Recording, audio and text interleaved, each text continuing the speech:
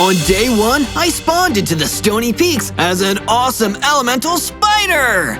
10 hearts. That isn't too bad. Still, I could probably afford to be a lot stronger. I started to crawl around on my 8 elemental legs. It was in the middle of the night, with the moon shining up above. I couldn't help but feel like something spooky was about to happen. And then, in the cold of the moonlight, a huge, scary werewolf jumped out. Ooh, hello there, little one. You look lost. Come with me. I can help you find your way. My, Mr. Werewolf, what big teeth you have. Yes, little spider. All the better to eat you with. He came charging towards me, and in a panic, I used one of my inherent spider powers, putting down as many cobwebs as I could. Lucky for me, the web slowed the werewolf down, buying me some time. That's a dirty trick. Come back here. No way! I ran away as fast as I could, crawling through the Stony Peaks and trying to escape. But during my daring escape, I was ambushed by some vicious worgons. Not so fast, Spider. We want to play. But I didn't want to play, so I did all I could to escape and find a place to hide for the night. I waited for hours for morning to come, but it never did. The night just went on and on. Something's really wrong here. On day 2, or at least after time for a whole day had passed, I noticed that the eternal night had continued, and a big bright moon still hung up in the sky. This is so weird. Why isn't it ever daytime around here? It just doesn't make sense. But I couldn't afford to sit around and hide. My elemental spider stomach was grumbling. I started skittering around and searching for something to eat, until I happened upon an apple tree full of rich, juicy apples. Ooh, don't mind if I do. I climbed the tree to get the apples, ate them, and then gathered some wood to make a wooden pickaxe. I mined some stone with it and used that stone to make a stone pickaxe and stone sword. If I'm gonna be trapped in a nightmarish eternal night, I might as well at least have a roof over my head. I mined enough stone from the Stony Peaks to start building myself a basic little spider nest. 1 room, a bed, and a few lanterns to offset the scary darkness. Be it ever so spooky, there's no place like home. And while I was admiring my work, I got interrupted by another worgen running in to attack me. Tasty spider. I'll eat you alive. Eat this instead. I lashed out with my sword, striking brave and true until the worgen was defeated. In that moment, I knew that I could stand up for myself. On day 3, I left my base in the Stony Peaks to hang around the Sunflower Plains. It was still in the middle of the deep, dark night. Maybe I can find some interesting materials for my gear or my base around here. Instead, I felt a sudden cold gust of air blowing across the plains. A terrifying presence had entered the space. I looked up and saw a big, frightening Solnir galloping towards me. You should not be here, little spider. This is a dark and terrible place. If you're not careful, you could get hurt. I knew he wasn't warning me. He was threatening me, and he looked way too tough for me to take him on, so all I could do was run. I fled across the plains as fast as I could, with the Solnir hot on my heels. He was catching up to me. All I could do was use my special move, dropping more cobwebs to slow him down. You can't keep running forever, Zozo. I'll get you eventually. I was able to get out of there while the Solnir was trapped. I felt bad about running away. I need to stick to my guns and stand up for myself, or I'm never gonna solve this problem. Out of my way, fool. I looked down and saw a strange little creature standing at my feet. Who are you? Who am I?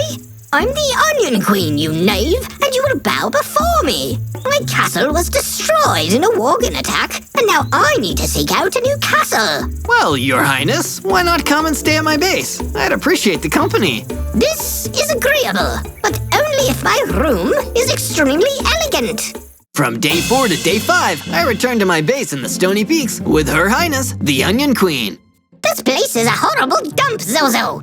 Not at all befitting of my regal nature, but it will have to do. Thanks for compromising for me, Your Highness, I guess. I set to work mining more stone until soon I'd excavated enough to make a new room where the Onion Queen could stay. I did my best to make it an elegant royal suite, but my resources were pretty limited at this stage. I won't lie to you, Zozo. It's utterly hideous, but it will have to do. Thank you for the effort you put in. I left the base again to mine some more stone, but while I was out there, I was attacked by another gang of worgans. You guys just won't give up, will you? It's nighttime all the time out here. Don't you worgans ever sleep?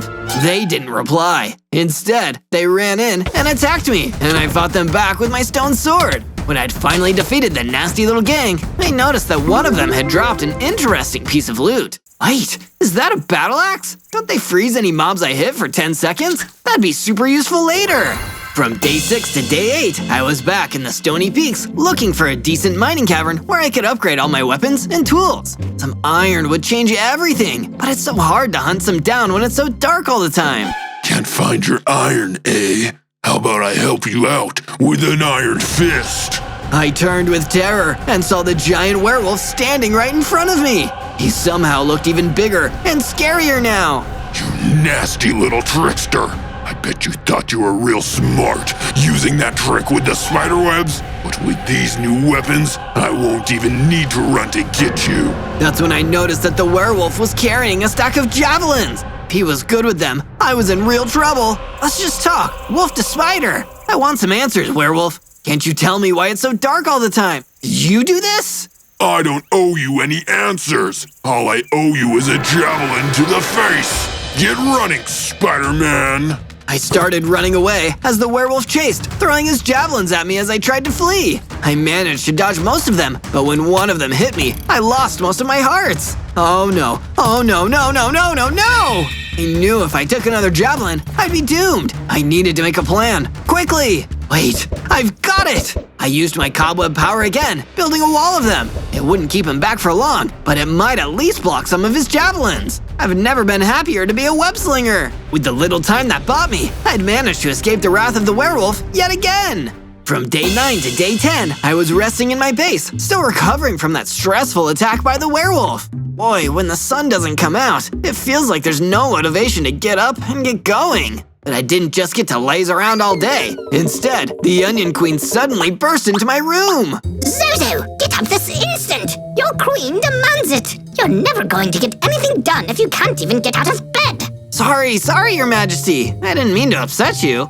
I've taken the liberty of improving your base to make it live up to my own royal standards. Go check outside. I've begun work on constructing a great statue to inspire you into action for my honor. I went outside and saw that the Onion Queen had been true to her word. She'd started building an amazing statue for me, but I couldn't tell what it was just yet. What about you? What do you guys think? Do you know what the Onion Queen's statue is gonna be? Let me know down in the comments. The Onion Queen wasn't done. She'd also made several other base upgrades. A training room where I could work hard and get stronger, and even a furnace to smelt metal ores and diamonds with a storage room where we could keep all of our supplies. You've outdone yourself with all this, your majesty. What can I say? I've always had a knack for architecture. It runs in the royal bloodline. From day 11 to day 12, I was laying in bed in a state of uneasy sleep. The fact that night and day were no longer different made it really difficult to decide when I should go to bed. While I was sleeping, I dreamed of daylight on the Stony Peaks. I dreamed of the bright sun up in the air. And strangely, I dreamed of a lone villager walking through the peaks. The villager wasn't strong, and nobody took him seriously. What most people didn't know was that he had a powerful secret. Every full moon, he'd turn into a powerful werewolf. A werewolf that everyone fears and respects. But the problem was that the villager could only access this power under the full moon. He wanted to be a werewolf all the time, so he sought out an ancient and powerful spellbook. With the spellbook, he ushered in an eternal night and an eternal full moon. That way, he could always be the werewolf and always be the most powerful person out there. I woke up in a cold, elemental spider sweat.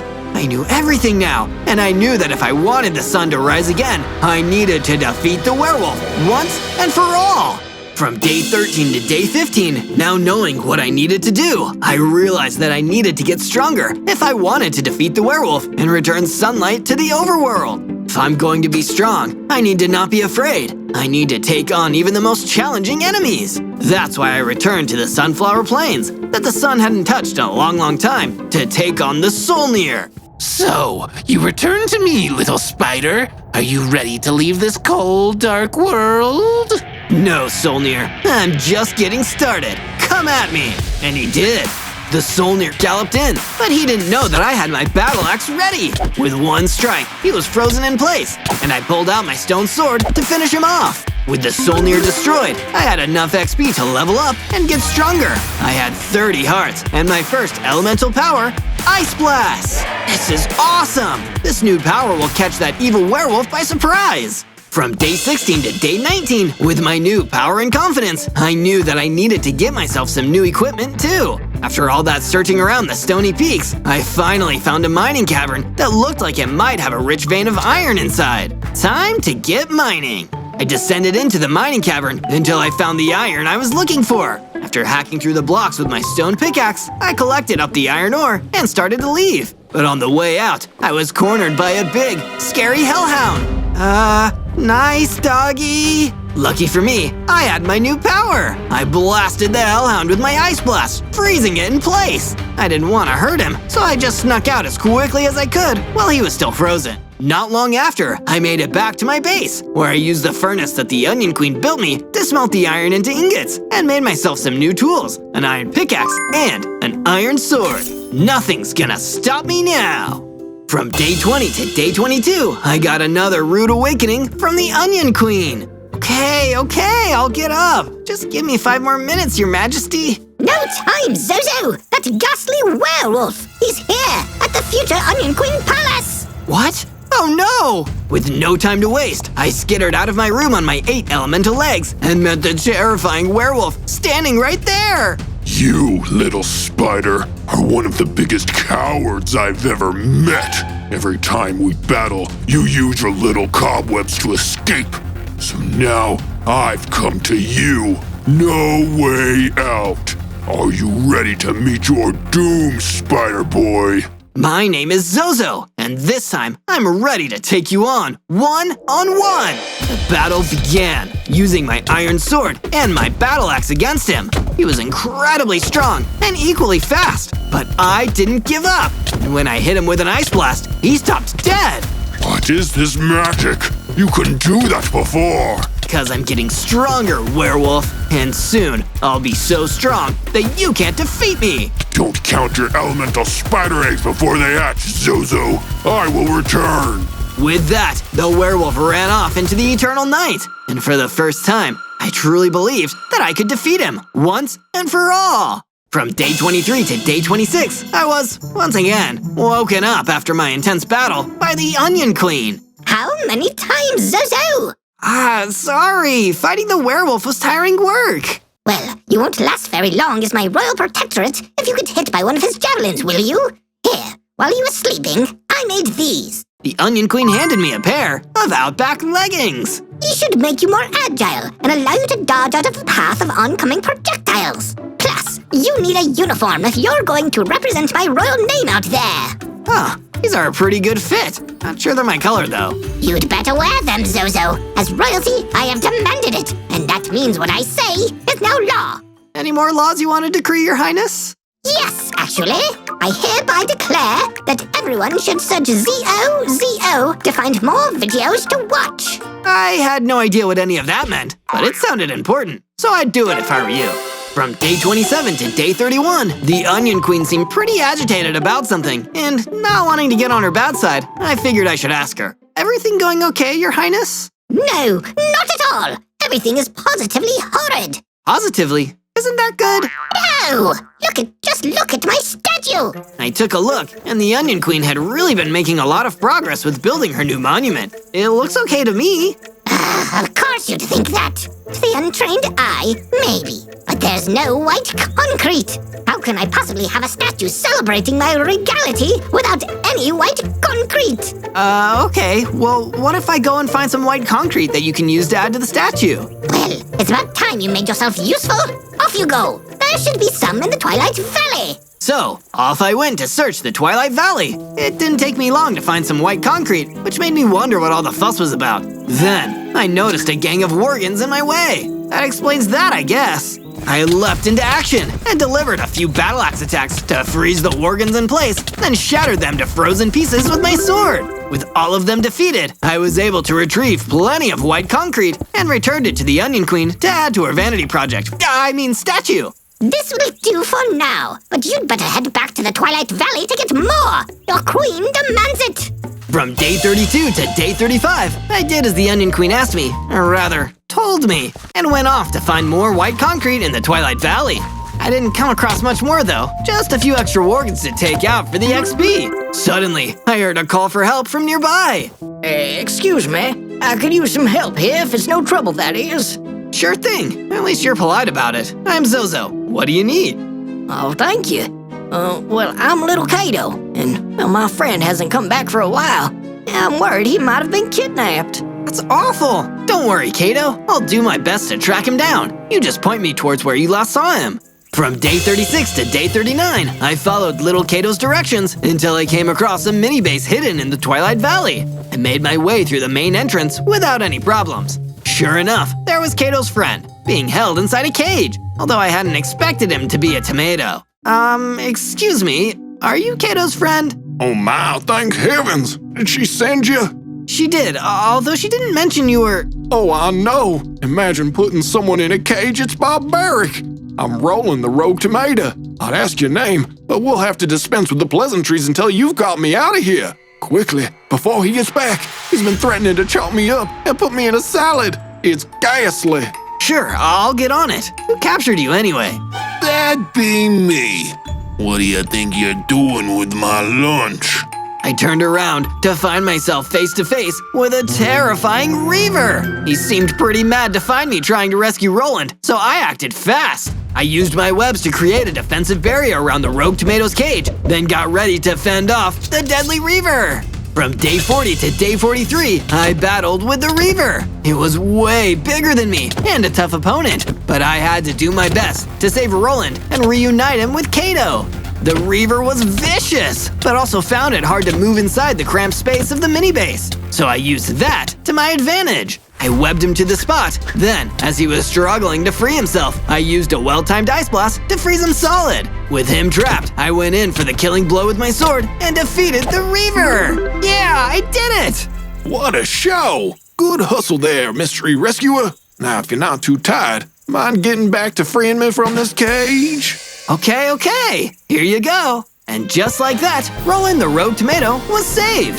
Since it was still a dark and endless night outside, I figured the right thing to do was guide him back to where Kato was, just in case any other nasty mobs decided they fancied a tomato for a snack. Thank you, Zozo. I dread to think what would have happened if you didn't come along. No problem. You know, I take back what I said before. You guys are actually quite the pair of friends. Here, Kato, why don't we give this charming elemental spider the rest of our white concrete? It's the least we can do to say thank you. From day 44 to day 49, I left Little Kato and Roland the Rogue Tomato to go off together and headed back from the Twilight Valley to my base back in the Stony Peaks. It had been a hard few days, at least it felt that way. Thanks to no daytime or nighttime, it was hard to tell exactly how long it had been. Although, it seemed to be long enough for the Onion Queen to have more complaints. There you are! You've been off gallivanting for ages! You really expect me to finish the work on this statue by myself? It's manual labor, unbecoming of royalty. Don't you know it's illegal for me to work, since I'm the queen? Is it illegal, or is it just illegal because you said it is? Don't speak like that to me. That's almost treasonous. Did you at least find some more white concrete? Oh, well, I kinda got sidetracked, but I did manage to get some. Well, good. Here, you can use that and the rest of mine to carry on working on the statue. I'm going to go lie down. Remember to make it look stoic, but also down to earth, like me. I decided I'd work on the statue later. In the meantime, I went about building a perimeter wall to give my base some added defenses. I got the idea after seeing that Reaver's mini base. Plus, it'd come in handy in case the werewolf came back while I wasn't around. I thought I told you to finish the statue. That was a really quick nap, Your Highness. I can't sleep for too long. I don't want to look like a disheveled commoner. Anyway, while you've been so preoccupied with less important things, I took it upon myself to work more on my resplendent statue. Well, that's really something. I just hope no mobs spot it from a distance and decide to come pay us a visit. Well, that's for you to handle. I'm queen. I shouldn't have to fight. From day 50 to day 53, I was recuperating at my base when suddenly a javelin came flying towards me. Thanks to my Outback leggings, I was able to hop right out of the way without injury as it hurtled past and missed me. It was the werewolf who had thrown it. He had come back to the base, this time with an army of his vile worgans. Did you think I was done with you? Oh no, now here comes the wolf to flush the spider out. Worgans, attack! The worgans charged at the base, clambering their way over the perimeter wall. I launched a few ice blasts from inside, trying to freeze them as they got closer. The werewolf stormed the base and kidnapped the Onion Queen. I was still fighting off the worgans inside the base when the werewolf escaped with the Onion Queen. The one upside was I was fighting his minions off a lot easier now and cut through enough of them to level up. I now had a whopping 50 hearts. And even better, watching the worgans invade my base had helped teach me a new elemental spider ability. Now I could climb walls. From day 54 to day 57, I decided to work on repairing the base and fixing some of the damage left behind by those pesky worgans. Even I had to admit, the place felt too quiet without the Onion Queen. Sure, she was pretty bossy, but I suppose she couldn't help it. She was used to having servants and people to do whatever she wanted all the time. I knew that werewolf wouldn't harm her until he got me, so I still had time to mount a rescue. With the repairs all done, I decided to head back to the Twilight Valley and reach out to my other friends. Little Kato was happy to see me. Oh, I'm real sorry about what happened at your base, Zozo. Thanks, Kato. I don't suppose you saw what direction the werewolf took the Onion Queen in? I would have gone back to the Zelkova Forest. That's where the werewolf's lair is. But you really don't look like you're ready to take on that nasty wolf just yet. What do you think I should do next then? Maybe go and make yourself some new equipment first. I mean, only if you want to. I know there's a cave near here with lots of shiny stones in it. Maybe start there. Shiny stones? You mean diamonds? Now that sounds like a good idea. Thanks, Kato. From day 58 to day 62, I took little Kato's advice and headed off to mine for some diamonds. My trusty iron sword and pickaxe had served me well up until now.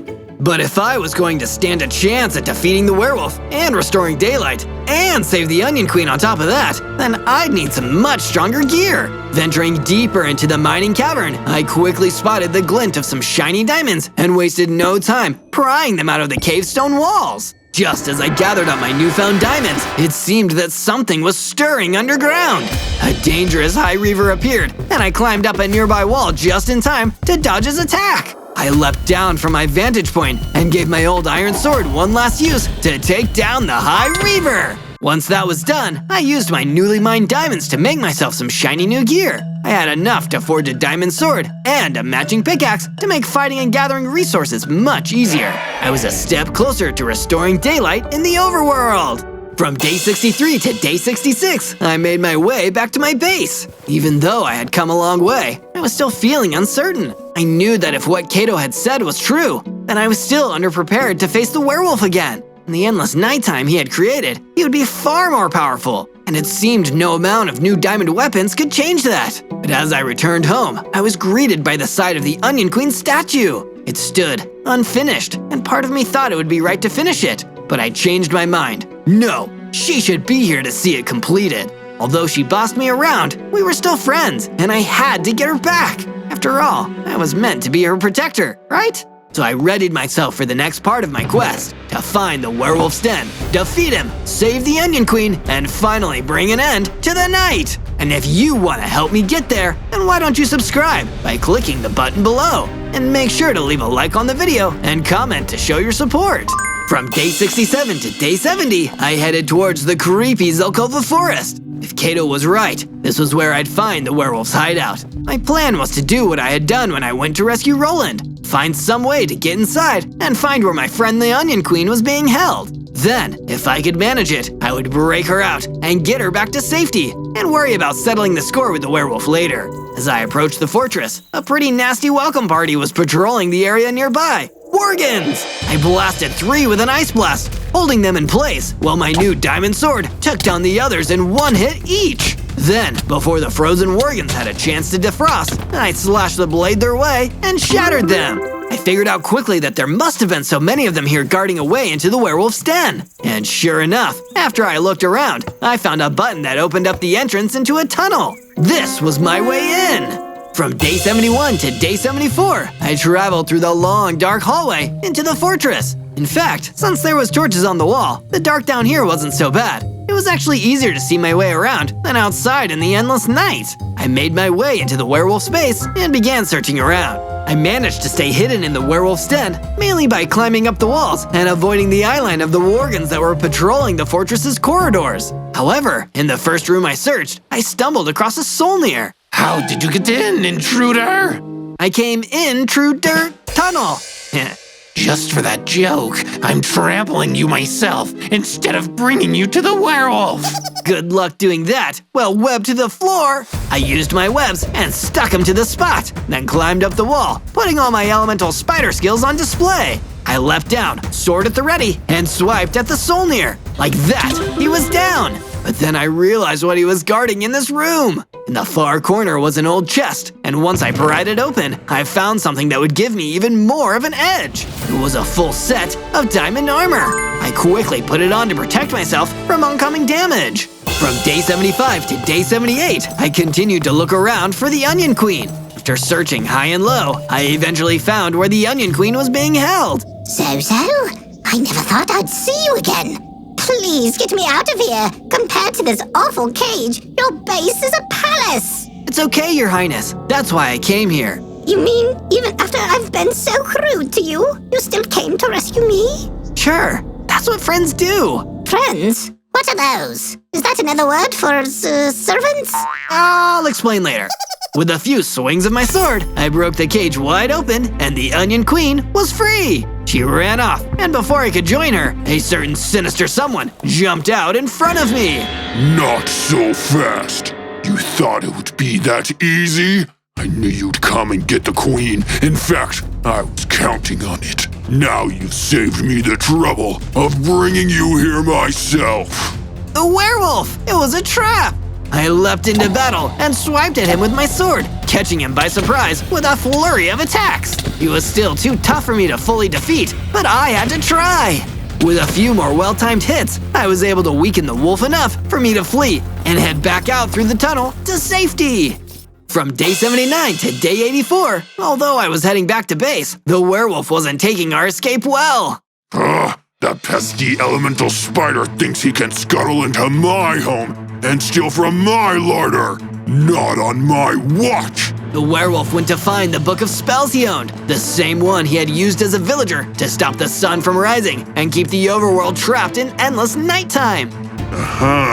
Here's the incantation. He began casting another magic spell. Outside in the sky, the glow of the moonlight got brighter.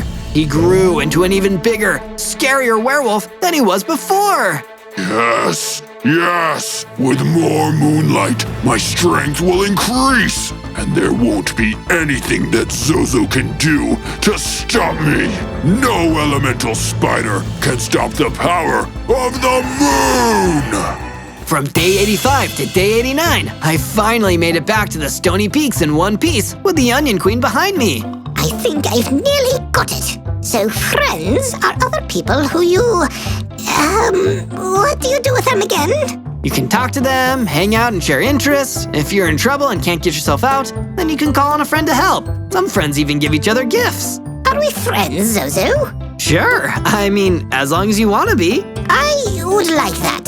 Here, have this. I was taught this spell when I took the throne, but I have no way to harness it. I'm not attuned with the elements, but you're an elemental spider. The Onion Queen cast her magic my way and gave me a new upgrade, a fire aspect enchantment. Just give me a moment, Zozo. I should go and do something. After a little while, I figured out that the Onion Queen had wanted to finish her statue, and pretty soon she told me it was finished. But what I hadn't been expecting was for her to make it into a giant spider web. I felt really appreciated.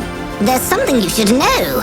When I was captured, the werewolf spoke of a book of spells he has, and how he can increase his power with the moonlight. If you get that book, you might be able to bring daylight back. But with the moon this bright, you need to be stronger. Well, I've been trying my best. Maybe since he's using magic, I should use some of my own to stop him. I agree. I think it's time for me to stop clinging to my royal title and do something that can actually change things for the better. I'm going to help you. From day 90 to day 94, I set out toward the old mini-base in the Twilight Valley. The Onion Queen had sent me there to see if there was any magical supplies we could steal from the werewolf's minions. I ran into another group of worgens, and they went down after a short fight. I was really getting good at this, and with my new fire aspect enchantment, It was easier than ever to take these nasty critters down. Their boss would be another story, though. I searched around the mini-base and found another chest. Perfect! I wonder what's inside. I opened it up and was delighted to find a potion of power. This would be perfect to give me a boost of strength to help me take down the werewolf. I'd still need some more help in order to beat him. And that's when I remembered what I taught the Onion Queen. From day 95 to day 97, I went back to my base, and to my luck, the exact person I was hoping to see was right there waiting for me.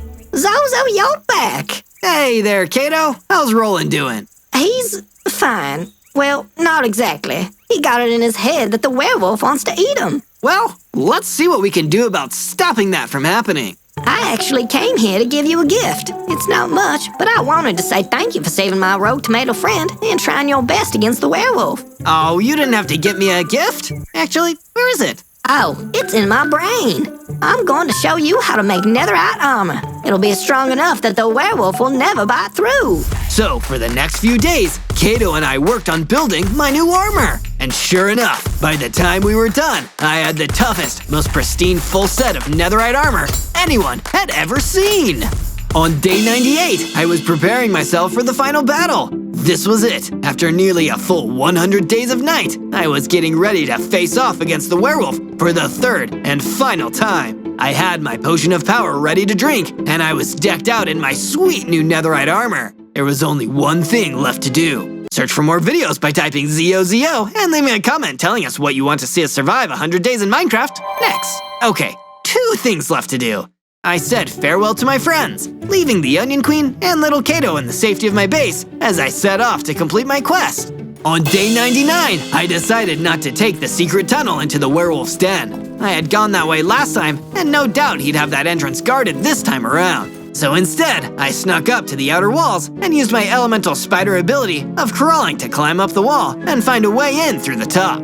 Once I was inside, I decided it was time to get ready for the fight. I already had on my netherite armor for protection and my diamond sword to do some damage. But the werewolf had the power of being a wolf and the moon on his side. So I drank my potion of power and leveled up. The potion made me even stronger. I now had 100 hearts and the power to fire energy blasts. Now this would be a fair fight. And not a moment too soon, because the werewolf came barreling down the halls of his fortress towards me. I could smell you a mile off.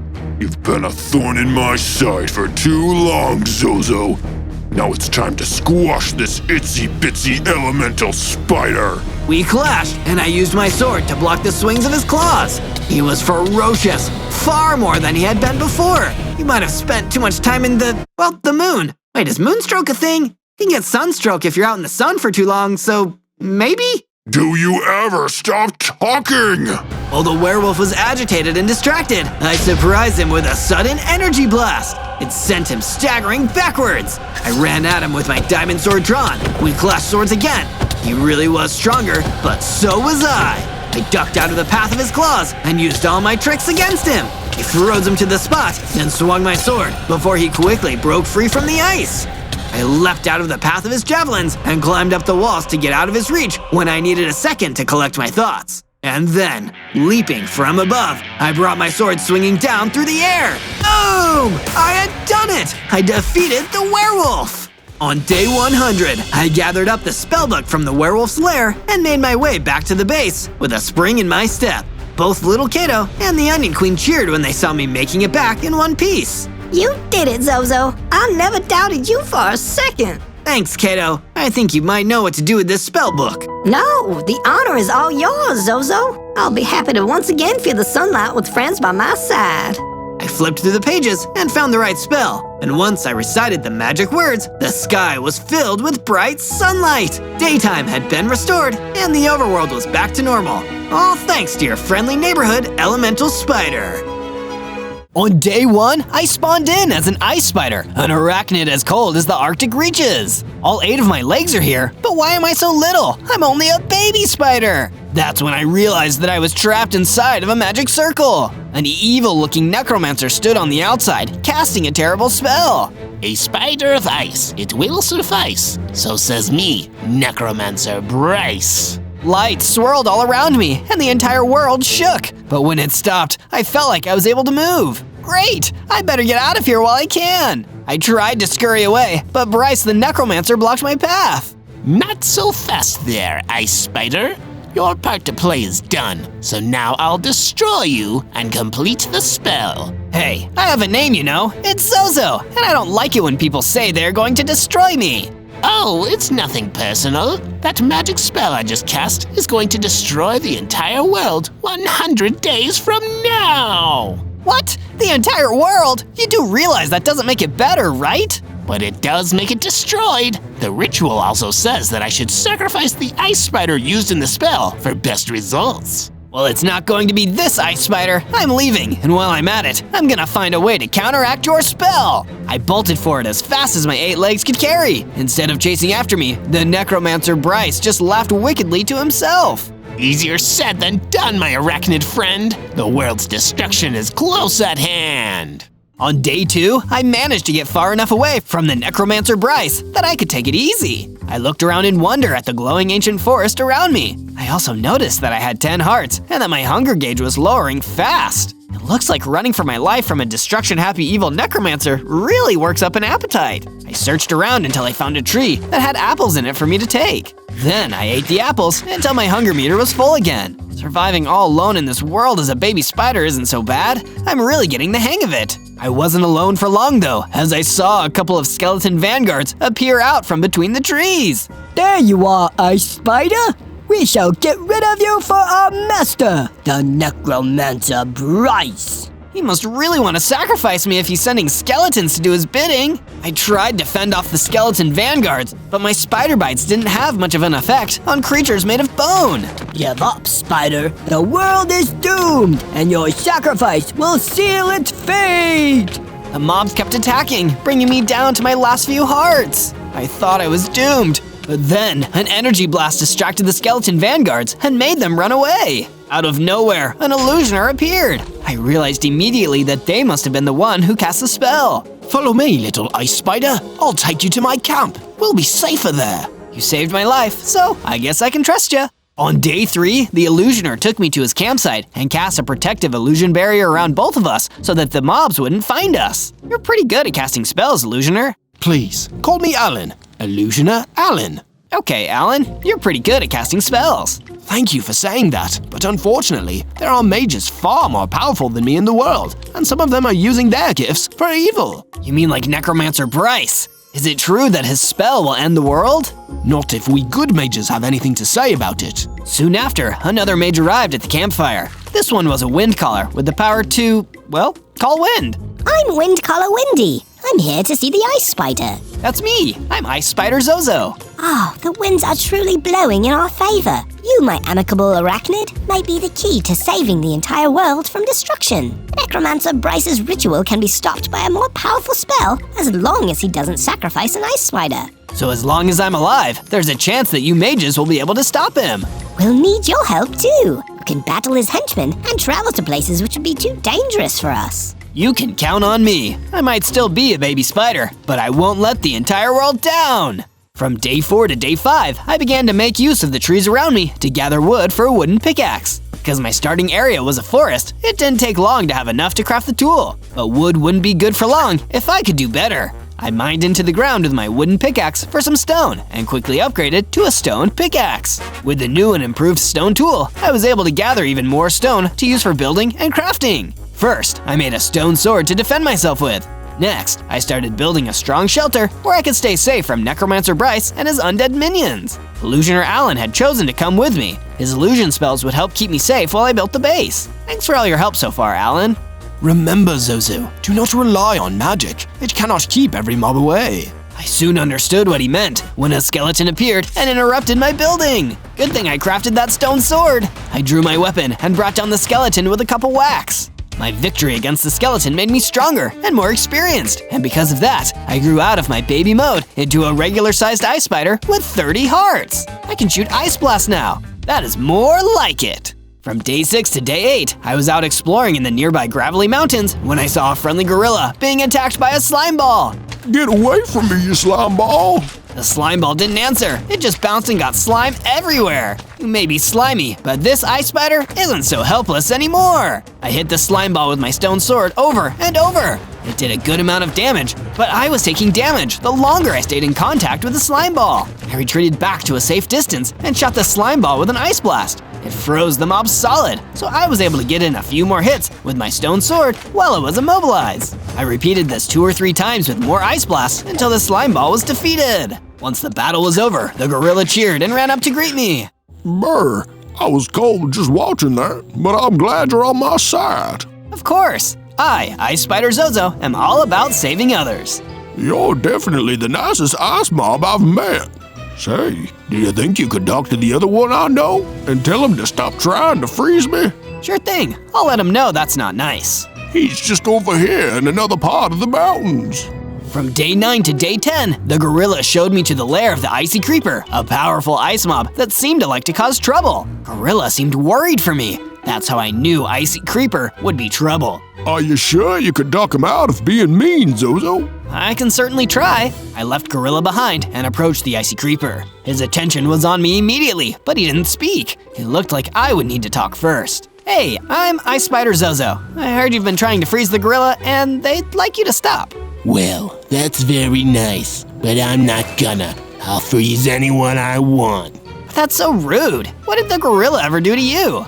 Nothing, but this is a cold world, and I'm one cold, tough customer. If that gorilla doesn't like it, he can go to another mountain. Don't make me fight you, Icy Creeper. I'd like to see you try. I fired my ice blast at the Icy Creeper, but it seemed like he was even colder than me because it barely did any damage. His own ice blast took off a bunch of my hearts. In a battle between ice creatures, I was definitely the loser for now. I ran back to the gorilla, sad that I couldn't defeat the Icy Creeper. I promised Gorilla that I'd let him stay in my base for now and come back to the gravelly mountains to defeat Icy Creeper at a later time. From day 11 to day 12, I returned to my base and began renovating the living space so that the gorilla had a place to live. I used a lot of stone bricks so it wouldn't be too different from the mountain he had left behind. Once I had built the room, I went to see the gorilla and showed him where he could stay. Thanks for letting me stay here, Zozo. I thought you could use some more storage space, so I did a bit of building on my own. It turned out that the gorilla really had built a room that was perfect for storing extra items. He also built a furnace that would heat up the room where he and the mages would be staying. Oh yeah, I guess you guys need to stay warm. Either way, that's very impressive work. I call it the home away from home. Oh, I hope I get to see the mountains again before the world ends. It's not going to end. I'll stop it. I hope so. That necromancer Bryce has been plotting world destruction for a long time, actually. He's tried all sorts of spells to do it, and they've never worked. This one might, though, and the idea of that is really scary. It did sound scary, and I wasted no time getting better materials to help defend myself in case Bryce showed up. Down in the mining area of the base, I went digging for some iron to upgrade my tools. I found some iron ore, which I smelted into iron ingots, then crafted into an iron pickaxe and an iron sword. Back on the surface, I tamed some sheep from the nearby glowing ancient forest and built a farm for them. If that furnace fails, there's always wool sweaters. From day 13 to day 15, I sought out Illusioner Alan for some more advice on how to complete Necromancer Bryce's challenge. I want to save the world as soon as I can, Alan. Is the spell ready yet? If only magic were that simple, Zozo. The truth is that Bryce's destruction spell is linked to you now. The only way to weaken it is for you to become stronger. How do I do that?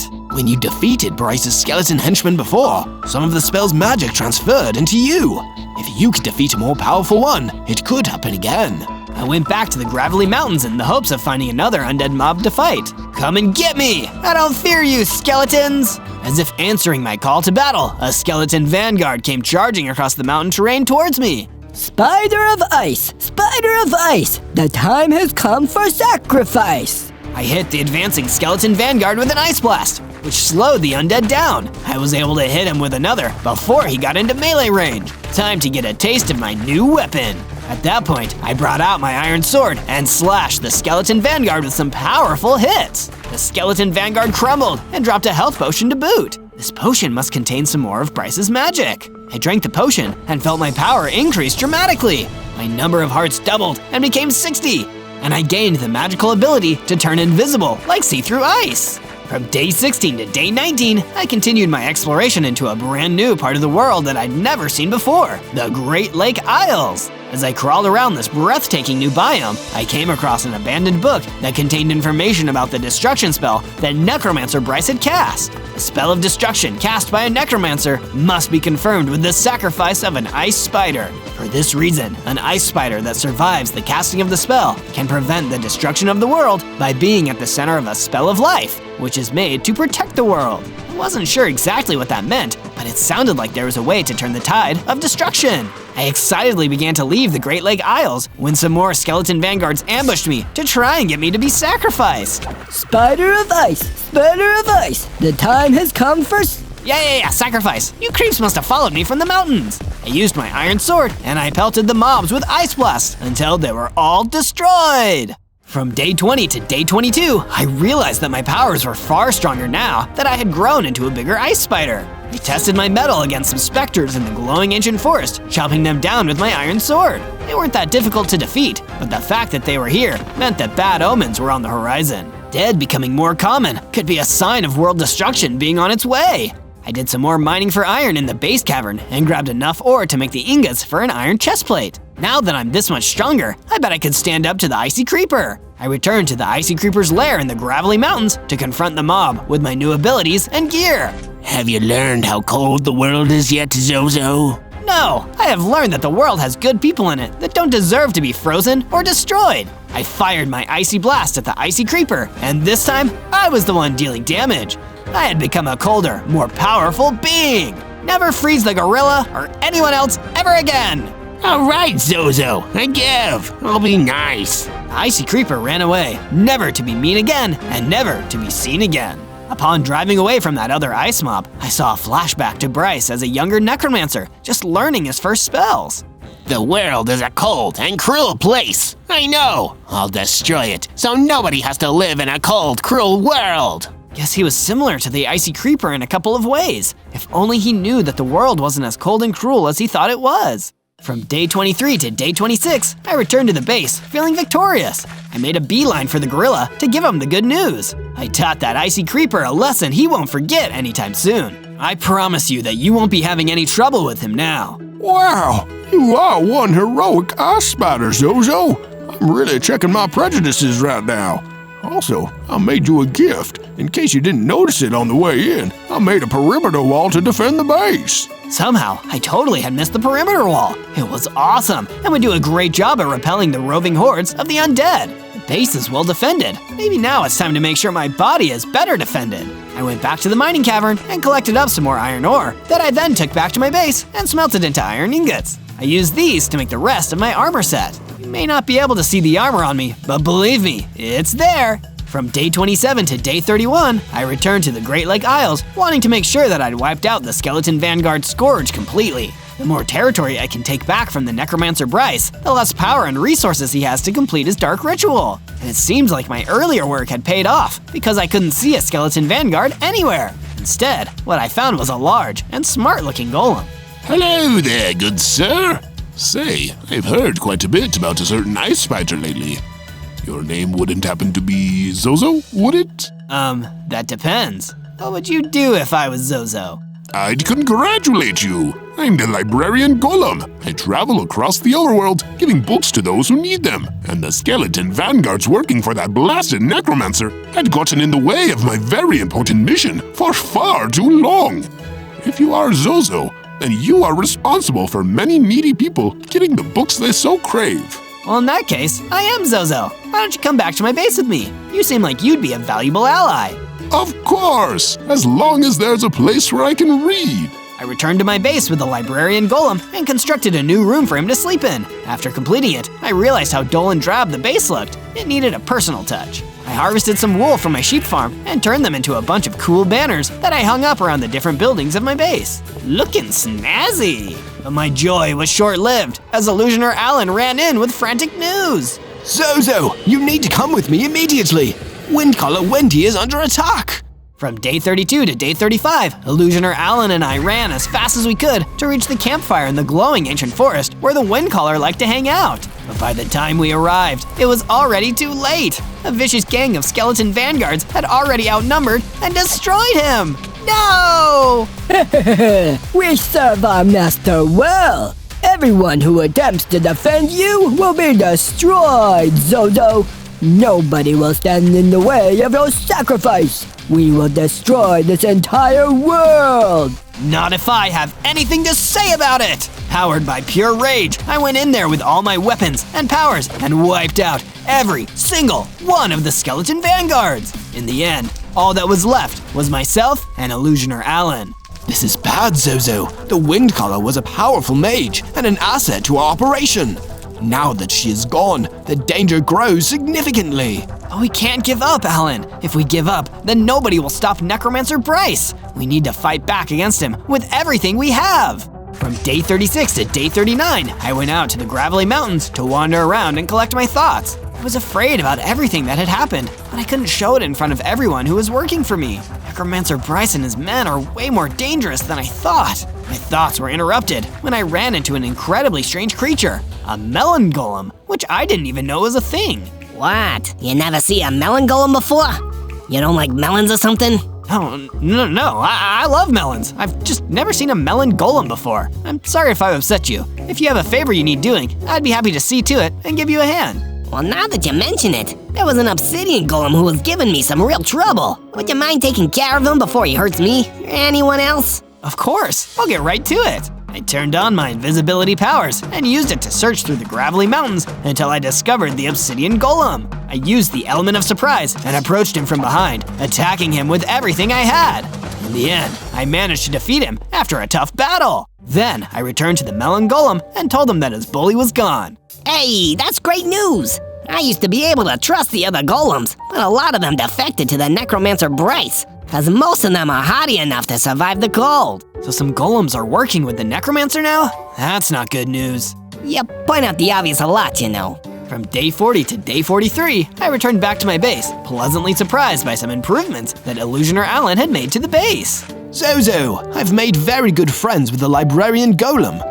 He's a wonderful chap, and we've been doing lots of discussions around the arcane arts. So I installed a sizable collection of bookshelves and couches so he can really enjoy himself here. It's incredibly wholesome that you two have become such good friends. And he's not the only friend I'd like to stay here. I improved the base by adding a barracks, so I could invite more of my Illusioner friends. The more mages we have at the base, the easier it will be to defend you from the Necromancer. That sounds like a good idea to me, Alan. Not long after, a small group of other Illusioners arrived, and I greeted them and escorted them to their rooms. Not long after, the librarian golem approached me with a new quest. Zozo! As you may have heard on the grapevine, or perhaps the melon vine, some golems defected from the overworld and joined up with that dastardly necromancer. Two in particular are the Endstone Golem and the Netherite Golem out in the Great Lake Isles. Perhaps, if you're able to defeat him, it will weaken the necromancer's power in another territory. That's an awesome idea, librarian golem. I'll set off immediately. From day 44 to day 49, I set off into the Great Lake Isles to find one of the evil golems that had been working for Necromancer Bryce. I want to reduce the power of the Necromancer's spell in whatever way that I can. I thought I saw the glow of magic from one of the islands and made a stealthy approach. To my surprise, it wasn't an Endstone Golem at all, but Necromancer Bryce himself. He was muttering something, so I got closer to hear what it was. This pathetic world does not deserve mercy. It only deserves cold destruction, and my spell will be that destruction. Soon, the hastening will be upon us. Couldn't let him stand there and say such terrible things. Take that back, you dastardly necromancer! Oh, it's you. You're the ice spider that dares to defy me. It seems my undead have thus far been unable to sacrifice you. Why do you need to sacrifice me so badly anyway? What's in it for you if the entire world is destroyed? Destroying the entire world is a thankless job, but somebody has to do it. Anyway, I've got a brand new caliber of minion now. Prepare to meet my netherite golem. The Necromancer Bryce vanished into a cloud of magical smoke, and in his place, a netherite golem rose to its full towering height. Greetings. I am the netherite golem, and I will be sacrificing today. The other golems told me that baddies like you were bad news. Put up your big netherite dukes, and let's have a good clean fight, said the spider to the golem. I ice blasted my opponent and scurried around, avoiding his attacks. I used my invisibility to sneak in close and attack with my iron sword. The netherite golem was very strong, and he managed to hit me a couple times, dealing many hearts of damage. But I had hearts to spare now, and this fight was far from over. From day 50 to day 53, we briefly stopped to talk. You're going to be sacrificed, Ice Spider. I'm going to crack you like ice, and then squash you like a spider. Oh yeah? Well, you're a netherite golem, and never mind, I can't think of anything. I fired off a couple of ice blasts, then I used my iron sword to hit the netherite golem. With one more ice blast, I froze the netherite golem and brought the fight to a close with a sword strike. The netherite golem dispersed, leaving behind some mystical diamonds, which were stronger than any material I had gathered thus far. I better hang on to these so I can make a powerful tool out of these diamonds later. With the netherite golem defeated, I felt some of Necromancer Bryce's magic leaving the Great Lake Isles. From day 54 to day 57, I found the other evil golem that had chosen to serve Necromancer Bryce, the Endstone Golem, the exact golem that the library golem had sent me out to fight. This mean Endstone fighting machine was just as tough as the netherite golem I had fought before, so I knew I had to use similar strategies to take it down. Ice Spider Zozo, Golem Slayer! My invisibility proved to be a great way of avoiding attacks, and a mixture of Ice Blast and Iron Sword attacks sealed the deal! Both of the Golem defectors have been defeated now. I can feel the Great Lake Isles are peaceful now. I returned to my base in the glowing ancient forest so that I could tell the tale of my victory to the library golem. Well done, Ice Spider Zozo. Without his golems, Necromancer Bryce has lost a major facet of his evil forces. The destruction of the entire world is that much closer to being avoided. I'm just doing my part to stop the spell. In anticipation of your return, I did some research into the original spellbooks that contain the destruction spell. It says that the ice spider needed for the spell must come from the Ice Spikes biome. Have you ever been there before, Zozo? Not that I can recall, but if it's my homeland, maybe I can learn something more about the spell by going there someday. From day 58 to day 62, I used the mystical diamonds that had been dropped by the netherite golem to make myself a diamond sword. Once crafted, the librarian gave me a Frostwalker enchantment book to enchant my new diamond sword with frost. What a neat enchantment, and very fitting for an ice spider. I guess magic comes naturally to me. Because of my new sword, I was inspired to seek out more diamonds down in the mine. Using my iron pickaxe, I dredged up a few more diamonds and made myself a diamond pickaxe. I decided that was enough mining for now, and I came back to see that the living area looked much nicer, and there was even a brand new fireplace. Illusioner Alan was standing by the fireplace, feeling its warmth. It looks amazing here. Is this an illusion? I'm always telling you, Zozo, magic can't do everything. These changes to the base are 100% real. Wow, thanks, Alan. Building this base was such a great idea. I really like living here, so I'm glad I could make it better for everyone. From day 63 to day 66, I was doing some more diamond mining when the gorilla who lives in my base came to visit me. Hey, Zozo! The librarian golem told me that you're originally from the Ice Spikes. I actually know how to get there. You do? Well, that's great. I've been meaning to take a trip out there at some point. I'll give you the directions. Maybe you'll find out if you've got any family out there. Following the gorilla's directions, I made my way to the ice spikes. I didn't see any ice spiders, but maybe I would meet a friendly face if I looked around. But the first face I saw didn't appear to be that friendly. It was a mountaineer with a wicked gleam in his eyes. I'm warning you, buddy. You don't want to mess with this ice spider. I have the home field advantage. I don't want to fight you. This gleam in my eye is the gleam of adventure. I'm Mountaineer Monty, and I'm looking to climb the tallest peak in the Ice Spikes. The tallest peak? I bet I could see everything from up there. Count me in.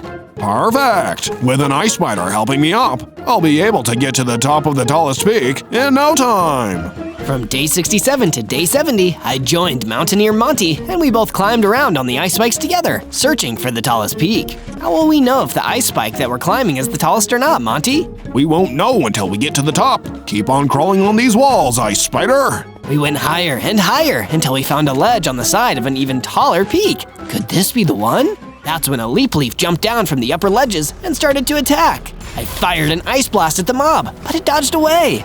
This leap leaf was faster than I expected, so I'd have to outsmart it. I turned invisible and waited for the leap leaf to land on the ground. I dashed in and hit it with my diamond sword, dealing a bunch of damage. The moment it jumped, I fired an ice blast directly at it, defeating it for good. Mountaineer Monty was impressed with my win. That was great! And also leap leaves only live on the tallest peak, so we must be there! Let's keep on climbing so we can find out. Within a few minutes, we had risen to the top of the entire Ice Spikes biome. This was the most beautiful thing I had ever seen in all my days as an ice spider. Thank you for being here with me.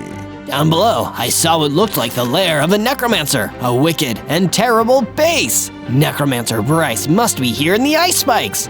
Did he find me here? From day 71 to day 74, I descended the peak of the tallest mountain and began to travel through the ice spikes in the direction of the evil lair. I never expected my history with Bryce would go back so far. I need to find out why his lair is here, what happened to the other ice spiders, and of course, how I can save the world from destruction. And if you want to help me save the world, remember to search Zozo to find more of my adventures. Make sure to tell me what you want me to play as next. Down at the base of the mountain, I wandered through a snowy blizzard, only to be confronted by Necromancer Bryce. You've returned home, Ice Spider Zozo, but it's not your home anymore. It's my home, and soon there will be nobody home in the entire world. Your destruction spell will never work, Bryce. Not as long as I survive without being sacrificed. I drew my sword and turned invisible, waiting for an opportunity to strike. Necromancer Bryce only laughed. He was not threatened by me at all. Foolish Zozo! You don't understand what it means that I am here in the Ice Spikes. It means that I've already sacrificed another ice spider. My spell is secure. I froze in place, not from the cold, but from the shock of what Bryce had said. No, you already sacrificed an ice spider, you evil monster! Bryce turned toward the spell and blasted me with a powerful spell that took off almost all of my heart. He was about to fire off another, so I ran away as fast as I could. From day 75 to day 78, I scurried back to the base and immediately shut myself away in the coldest room of the base. I had failed. The whole point of going to the Ice Spikes was to learn more about my origin. But now, I had learned something that made me feel completely hopeless. The entire world really was going to be destroyed, and there was nothing I could do to stop it. Never say never, Zozo. It was the librarian golem. They had come to visit me in my time of regret. But all of the other ice spiders are gone. Necromancer Bryce sacrificed them. I don't think that's exactly what has happened, Zozo. Bryce was trying to catch you off guard so he could sacrifice you. He still needs you for his place, and when he comes for you, we'll be ready. The librarian golem showed me a watchtower that had been installed on the base. It would be an ideal countermeasure to any intruding undead sent by Bryce. Thanks, library golem. And you're right, the world isn't doomed yet. Later on, I consulted Illusioner Alan to see what magical spells he had been working on during my travels. Zozo, I have used all of my magic to create this Kaitha. It is a weapon that will make you unstoppable in battle. Thank you. That's exactly what I need. The moment I took the Kyther, I felt a great surge of power within me. I grew into the ultimate ice spider, the true king of the ice spikes. I had 100 hearts and the ability to warp short distances, combining that ability with my invisibility to really catch enemies off guard.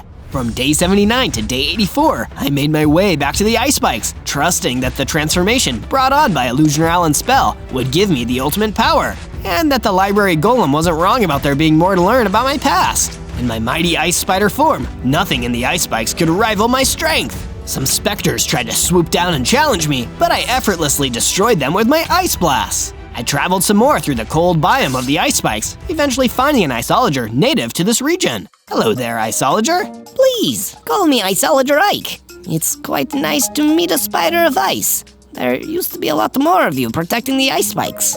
So I've heard.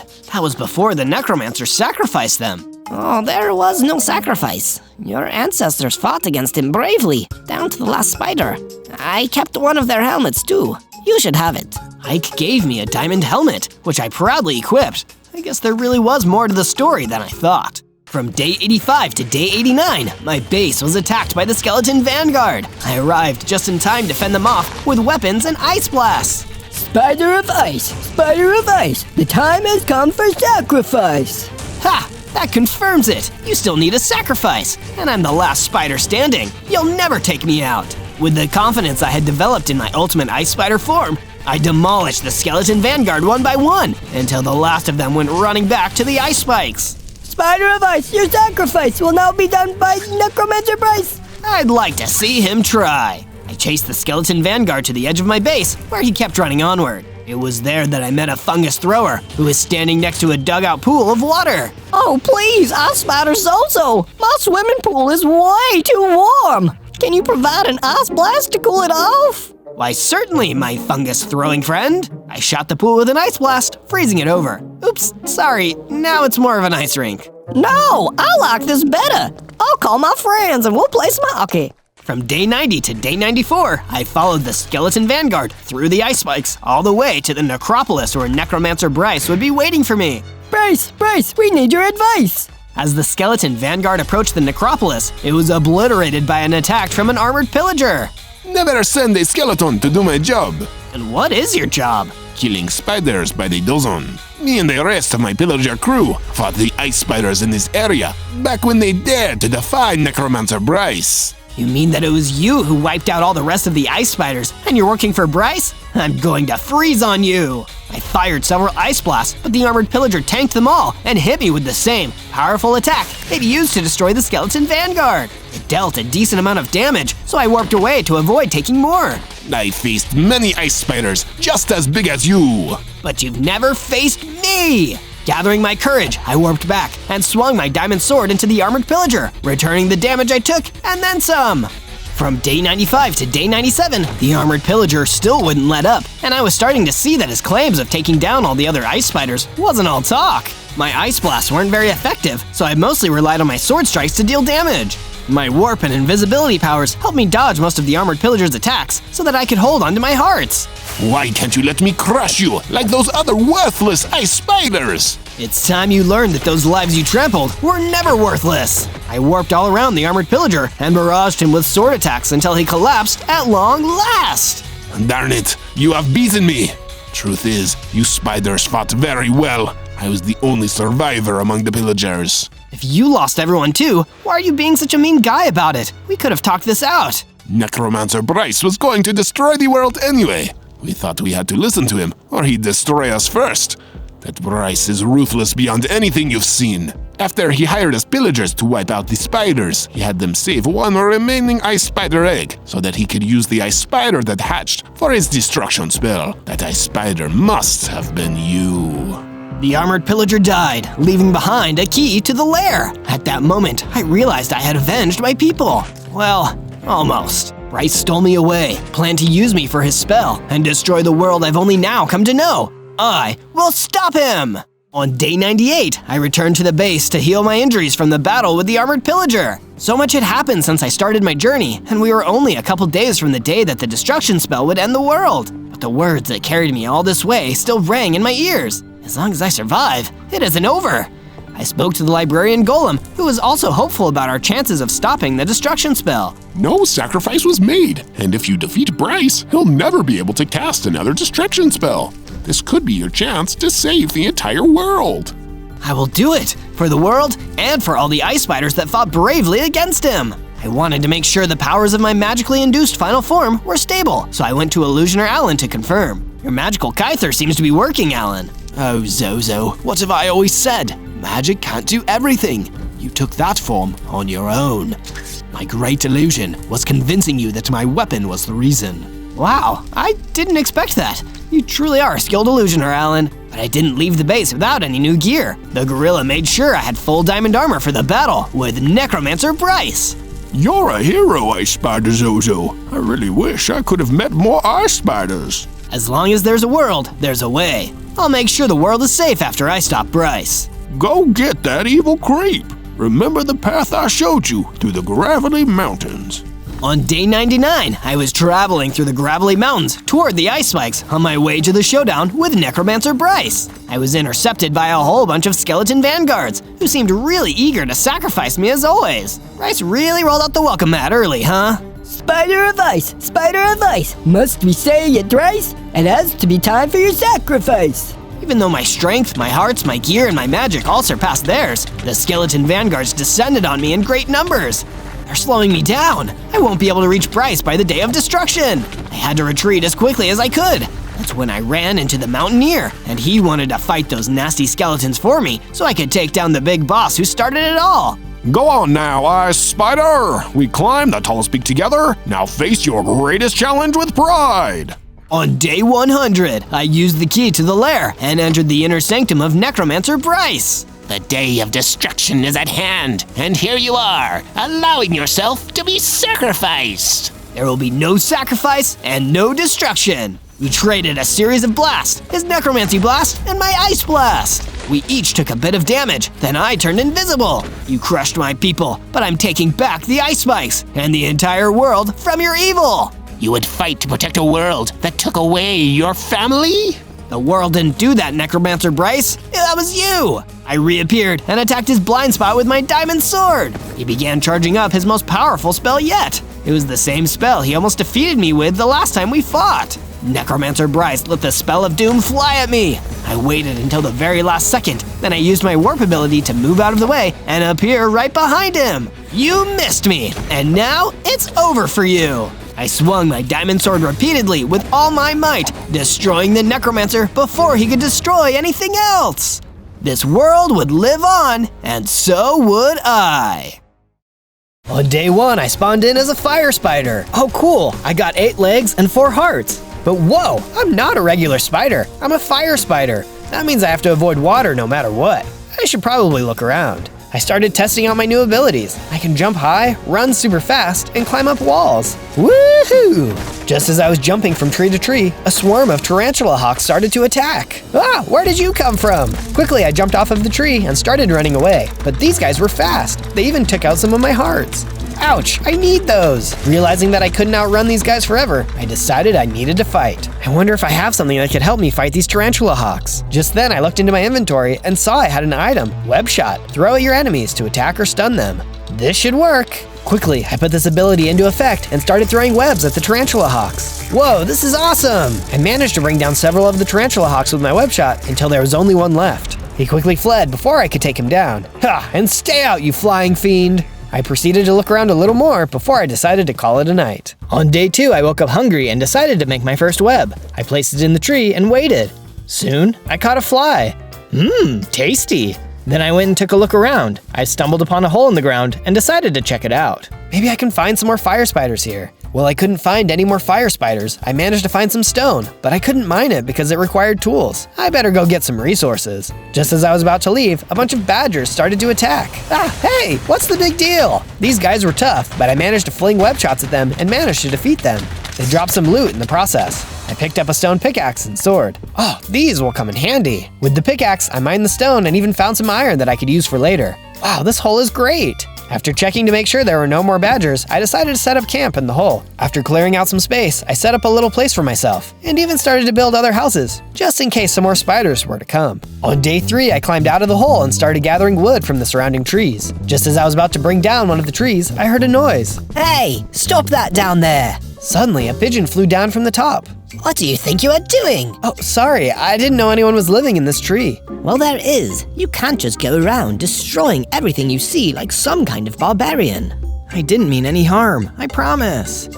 He sighed. Just be careful next time. Just as the pigeon was talking, a falcon came out of nowhere and started to attack. Oh no, not this guy. You better run, little fire spider. Instead, I used my web to attack the falcon and knock him out of the sky. Oh, thank you so much. That falcon has been attacking me and my friends for a long time. You're most welcome. I'm always looking for ways I can help.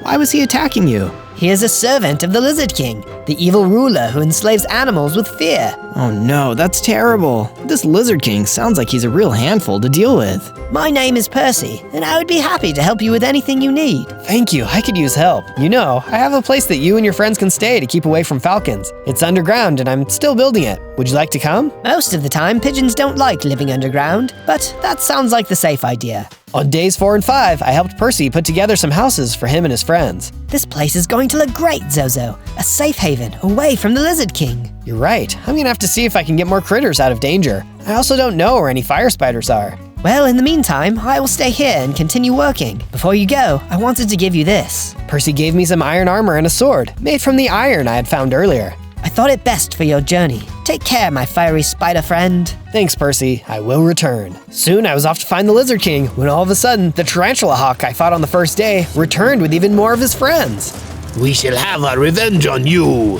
They all started swarming me with their stingers. Ouch, leave me alone! With the new sword, I managed to defeat most of the tarantula hawks, but the main tarantula hawk was heading right for me. I will defeat you and take you to the Lizard King myself. He was tougher to beat than the other tarantula hawks. I even took some damage from him. You may be strong, but I won't be defeated. Dodging his blows with my speed and jumping ability, I kept on striking him until at last he was defeated. As he disappeared, he dropped some bronze armor as well as a beaker of poison. If I'm going to come in contact with any more of the Lizard King's minions, I'm gonna need this. On day 6 through 8, I continued my journey to find the Lizard King. Along the way, I managed to find a village. Hello, anyone here? I went through all the buildings, gathering supplies where I could find them, but could not find anyone. How could an entire village just vanish like this? I started hearing what sounded like voices from one of the center buildings. Maybe there are some villagers still here. After following the voices, I discovered who was in the building. It was the Lizard King. He had on a huge crown and had big red eyes. Yikes, those are gonna haunt my nightmares. Gathering up what courage I had, I charged towards the Lizard King. Hey, why are you being so cruel to all the creatures of this land? They just want to live peaceful lives, free from bullies like you. The Lizard King looked at me with those red eyes. The tiny fire spider who defeated my tarantula hawks. You will pay for your actions. Attack! Then all of a sudden, the floor started shaking, and from out of the ground spawned a giant desert centipede. Uh-oh, this could be bad. The centipede was strong, it had over 20 hearts, and it was quick. It's a good thing I can jump and climb, or this thing would surely take me out. Then I remembered I had the beaker of poison and prepared to use it on the centipede. Just as I was about to use it, the centipede attacked and knocked the beaker out of my hand, shattering on the floor. Oh no! The centipede grabbed onto me, shaking me around with his mandibles and shaking the hearts out of me. This is not good. Just as I was about to lose my last heart, the Lizard King commanded he let me go. That's enough. I still need subjects to rule. You really thought you could defeat me? Ha! Come back again when you are worthy. That fight did a lot of damage to me, and all of a sudden, I blacked out. On days 9 and 10, I awoke to a different location. It looked like one of the houses in the village, only it was really damaged and there were webs on the walls. Ah, spiders! Oh, wait, I'm a spider too. I climbed around the damaged house to see if any more spiders were around. Hello? Any other spiders around here? Regular or fire type? Any will do. Or anyone? Preferably ones who don't want to squish me? I looked around a little more, and eventually I spotted what appeared to be a small, normal spider. Hey, where am I? Oh good, you're awake. It's good to see you up. Where's the Lizard King? Where's the centipede? You fought the Lizard King and his centipede? It's a miracle you're still alive. When I found you, they were both gone. I was really worried you weren't going to wake up, but couldn't not help a spider in need. We brought you here to look after you. We? Who's we? Well, me and my brothers and sisters. Brothers and sisters? There's more of you? Oh yes, at least 700. We live in dark, shadowy areas near here, under the protection of Daddy Longlegs.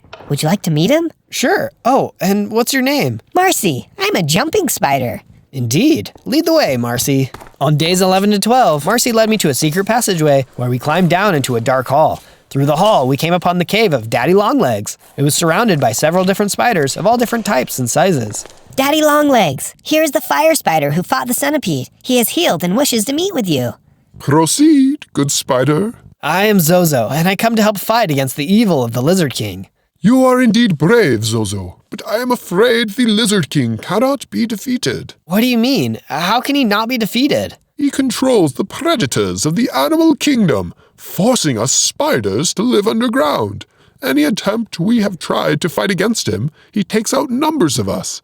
I'm afraid it's too risky for our survival. I understand your concern, Daddy Longlegs, but we cannot keep living in fear. Someone has to do something. If nobody else will, then I will. But I know together we can do better. Be stronger. Some of us might be squashed in a moment, but surely he can't stop all of us. Then I could hear Marcy cheering from the back.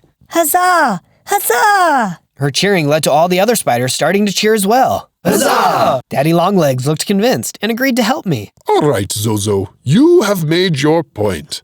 I will send some spiders to help you on your journey. Perhaps we truly can defeat the Lizard King. 3 spiders volunteered to help me on my quest. First was Taylor, a massive tarantula. Yeah, dude. Then there was Bruno, an orb-weaving spider. Do you need a web? I got a web. It's a nice web. Did I tell you about my web? This guy really likes his web. Yeah, man. Finally, there was Scarlet. She was a Black Widow. I can turn anyone's life into a tragedy. Well, I hope that will come in handy for us. Nice to meet all of you. Together, let's take this guy down. On days 13 to 15, we arrived back at my hole base. I didn't know how Percy and his friends were going to take there being more spiders, so I proceeded with caution. Hello, Zozo. Hey, Percy. Wow, you got a lot of work done. This base is looking even better than I thought it could. Thanks. I managed to convince some other birds and animals to come make this their new home. You've done great. Hey, I wanted to tell you something. Sure, what is... Oh, more spiders! What are these animals doing here? They look tasty to me. Yeah, dude. Before this tension was to become a battle, I had to calm down both sides. Listen, in order for us to defeat the Lizard King, we must stay strong together, no matter what species we are. Also, no eating the birds. Yeah. All right, sorry. After that was over, I managed to get everyone working together to create a giant statue of our hero. I hoped it could be seen as a symbol of justice and goodness for all walks of life. Can you tell what we're building? On days 16 to 19, I got a chance to meet all the new members of the base. Hey, how are you? Good to see ya. Welcome. I even ran into some unexpected guests. Oh no, the badgers again! Wait, we're sorry for attacking you earlier. We just didn't have any other place to go. We saw how you built this place, and your friend Percy said it was okay for us to stay. So wait, we're all on the same team? Yep, we're also really sorry for attacking you earlier. It's all right. I guess I can understand you being scared of someone trying to harm you. Welcome to the base. I have said that no matter our differences, we've got to work together to defeat the Lizard King. Thank you. Just as I was going around meeting new people, I saw Marcy run in looking for me. I am delivering gifts for you for your journey. These are from Daddy Longlegs. Marcy presented me with a new silver armor and sword with a special ability, Poisonous Attack. What would I do without you and Daddy Longlegs? This will be great for my journey. Thanks, Marcy. You're welcome. Say, this place is pretty nice. Do you think I can tell the other spiders about it? Sure, it's not quite finished though, but maybe when I'm done you guys can come see it. There's a lot of you, so I've got to make sure everyone is really impressed. Deal. On days 20 to 22, Taylor, Bruno, Scarlet, and I were off to catch the Lizard King. On the road, Scarlet spotted some signs up ahead. We should be careful. It looks like we are entering into the realm of the ants. Ants? Are they dangerous? They attack in numbers and can overwhelm any creature bigger than they are. Even someone like Taylor? Yeah, dude. Well, then we will definitely be cautious. I can't imagine anything worse than being dogpiled by a bunch of creepy crawlers. We scoured around for a bit, when all of a sudden a giant zombie praying mantis arose from under the ground. Gosh, he must have been attacked by the ants. Those guys are vicious. Yeah, now we gotta put him out of his misery. Bruno started making a web net to trap the praying mantis in, and Taylor threw it over to the mantis, trapping him. I think we got him. Just then, the mantis started tearing his way through the web net. Don't worry, guys, I got this. I jumped toward the praying mantis and started using my new sword. Say your prayers now, mantis. Within a few strikes, he was finally defeated, and I felt something inside me start to change. I increased in size and even had more hearts. My attacks felt stronger too, infused with even more fiery goodness. On days 23 to 26, we finally got to the anthill. We need to be cautious. The ants could attack if we are spotted. And I don't know about you guys, but I'm not interested in becoming a zombie fire spider today. Just then, a fireball flew overhead. It was the ant guards, and they were shooting at us with trebuchets. Talk about fire ants! All of a sudden, Bruno started working on what appeared to be a giant slingshot. Oh, great idea! Scarlet had some TNT, as well as some flint and steel. We decided that would work perfectly for returning fire.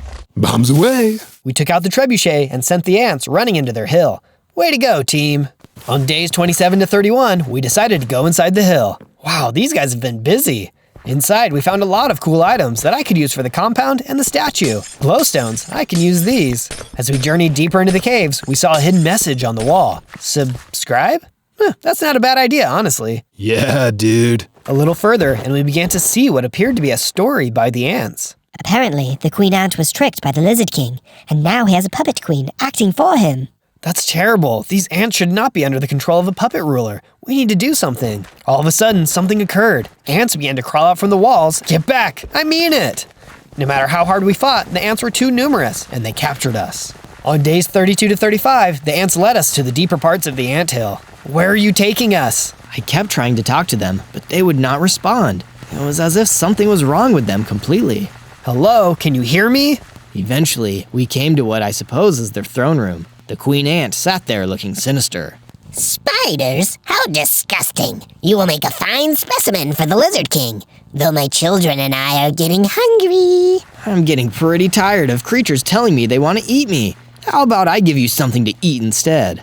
I looked up and I could see what looked like a chandelier made of glowstones. I fired a web shot at it and the whole thing started to come crashing down. No, not the chandelier. I fell hard onto the queen ant, squishing her. Whoa, what a way to go. On days 36 to 39, we began leaving the hill. The hill was even bigger than I remembered, as we wove through many different hallways. We got lost more than once. Man, how could one place look the same at every turn? When we finally decided on a place to go, more ants came toward us. If we couldn't get out, we'd be in real trouble. Stay back, we're armed. Well, technically legged. No, please don't hurt us, and we don't want to hurt you. Okay, well then what is it you do want? We are servants of the true Queen Ant. When you defeated the other queen, we finally freed her, and she wanted to thank you. Well, that's very nice of her. I'm glad she's back on her throne. Feel free to come back anytime. If you have any questions, please let me know. I did have one question. How do we get out? Oh, right. You go up, make a left, and climb out of the big hole in the top. Okay, that seems simple enough. Thanks. No problem. You can climb, right? Spider. Oh, right. On days 40 to 43, we thought it would be best to get back to the compound and put these glowstones to good use. Percy was doing a great job building places for the new creatures finding out about this place. If there is one thing we birds know, it is how to make a nest to come home to. You're doing great, Percy. I also thought these could come in handy. Glowstones, excellent. It was starting to look a little dark here. Right away, we got to work using the glowstones to create light fixtures around the compound. I also made sure that these were built strong enough so that no one could get hurt if they were damaged. The last thing we'd want is for there to be another queen ant situation.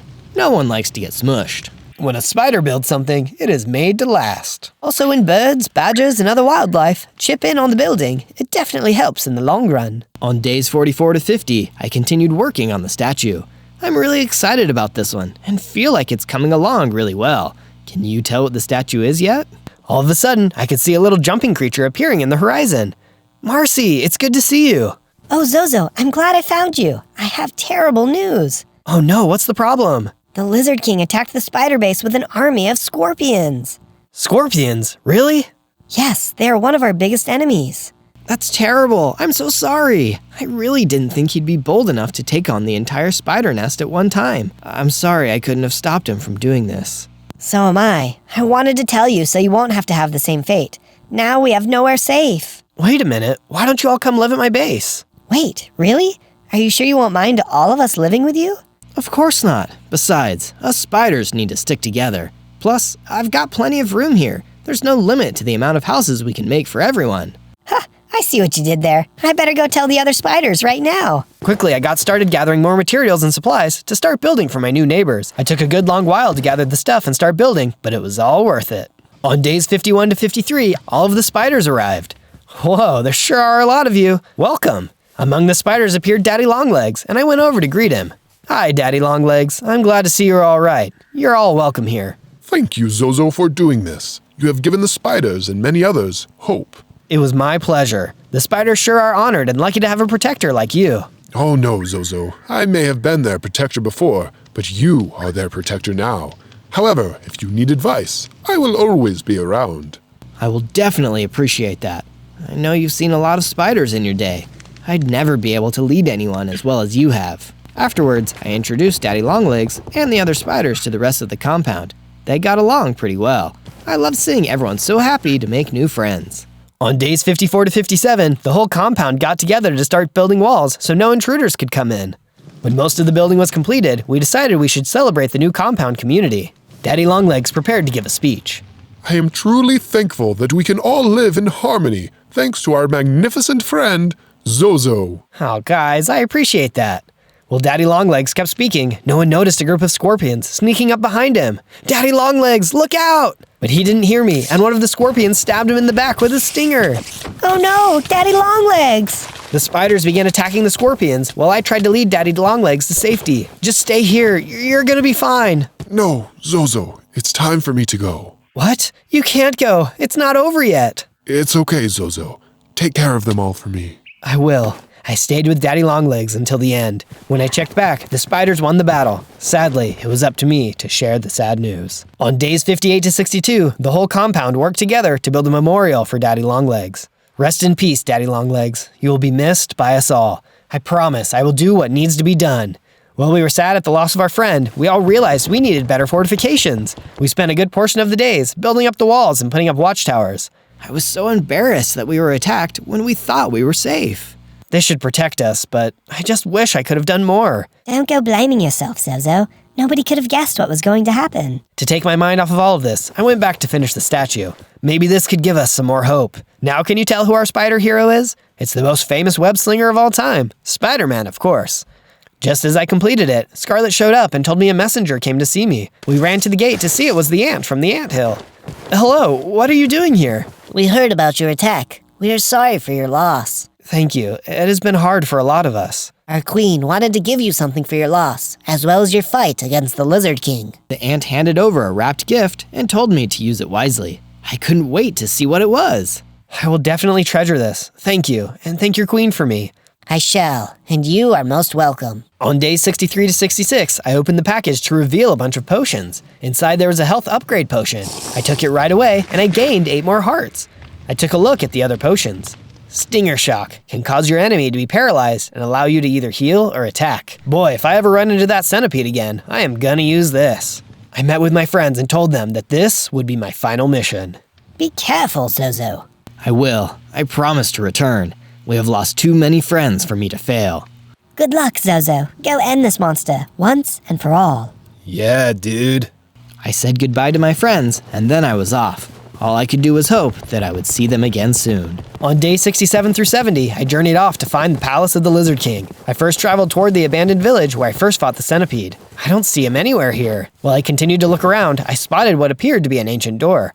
I wonder how long this has been here for. There was an inscription on the door that looked a little faded. I will with water when it rains. When sunlight comes, the water drains. To climb me is to achieve great gains. I quickly realized that it was a riddle and began putting it together. I got it! A water spout! The answer is a water spout! With this proclamation of the answer, the door cracked open to reveal a chest inside. I opened the box to show a full set of diamond armor and sword. I quickly put them to good use. Yeah, dude. I think I've been hanging out with Taylor a bit too much. On days 71 through 74, I traveled into the rainforest.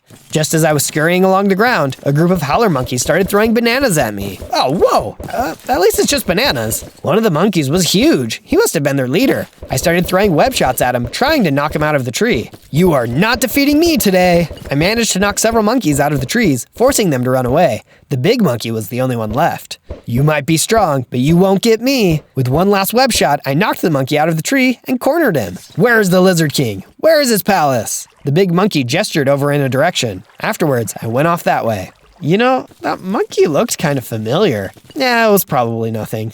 On day 75 to 78, I journeyed along until I came to a river. Uh-oh, it's my old nemesis, water.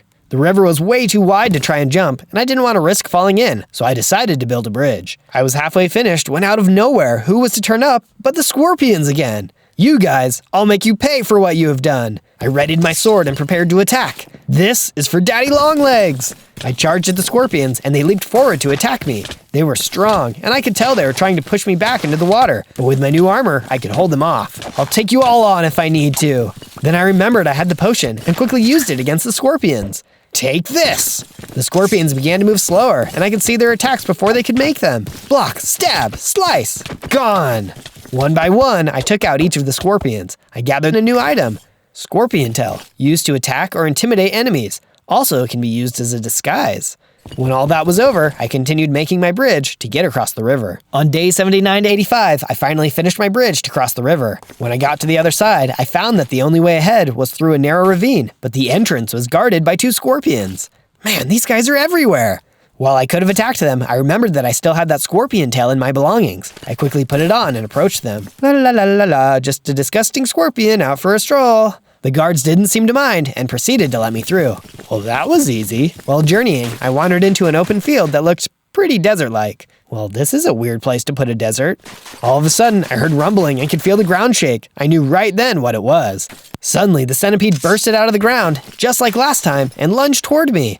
It was time to take my revenge. Bring it on, leggy! That centipede was still fast and dangerous, but I was much more confident this time around. Oh, no you don't. I even used the scorpion tail to make a couple of hits, but it broke in the middle of the fight. So much for disguising myself again in the future. Take that, and that! Finally, I took out the potion again and used it for the finishing blows. I'm worthy enough this time. Prepare to be defeated. The potion worked, but the centipede was still quick. Furiously, I used everything I could to finally defeat it. Just then, I started feeling tingly. Ooh, I like this. I changed into a bigger and more powerful fire spider with even more hearts. All right now, Lizard King, prepare to meet your match. On days 86 to 90, I continued on my journey. I was feeling really confident until I realized I had just walked straight into quicksand. Oh, come on, who thinks of quicksand? Suddenly, I started thinking of ways to get out. All of a sudden, I could see Percy flying overhead. Percy, I'm glad you're here. I can see that. How can I help? Maybe you can pull me out, catch this chain, and start flying. Good idea. Hit me. I threw the line towards Percy and began flying, pulling me out of the quicksand. Oh, that was close. Thanks, Percy. What are you doing here? I wanted to see how you were. You saved my life so many times before, and I guess I just wanted to repay you in some way. Well, you definitely did that. If it wasn't for you, I would be in a really sticky situation. It can get risky at times, wandering around out here on my own. You are definitely welcome, my friend. I will let the others know of your progress. Just before he left, Percy warned me about something he saw while flying overhead. Be careful. I saw what appeared to be a gang of bullfrogs coming in your direction. They must be heading to the palace of the Lizard King. Bullfrogs, you say? Those things will gobble spiders up in one bite. I'll be sure to look out for them. Thanks again, Percy. Take care. On days 91 to 94, I finally ran into the bullfrogs.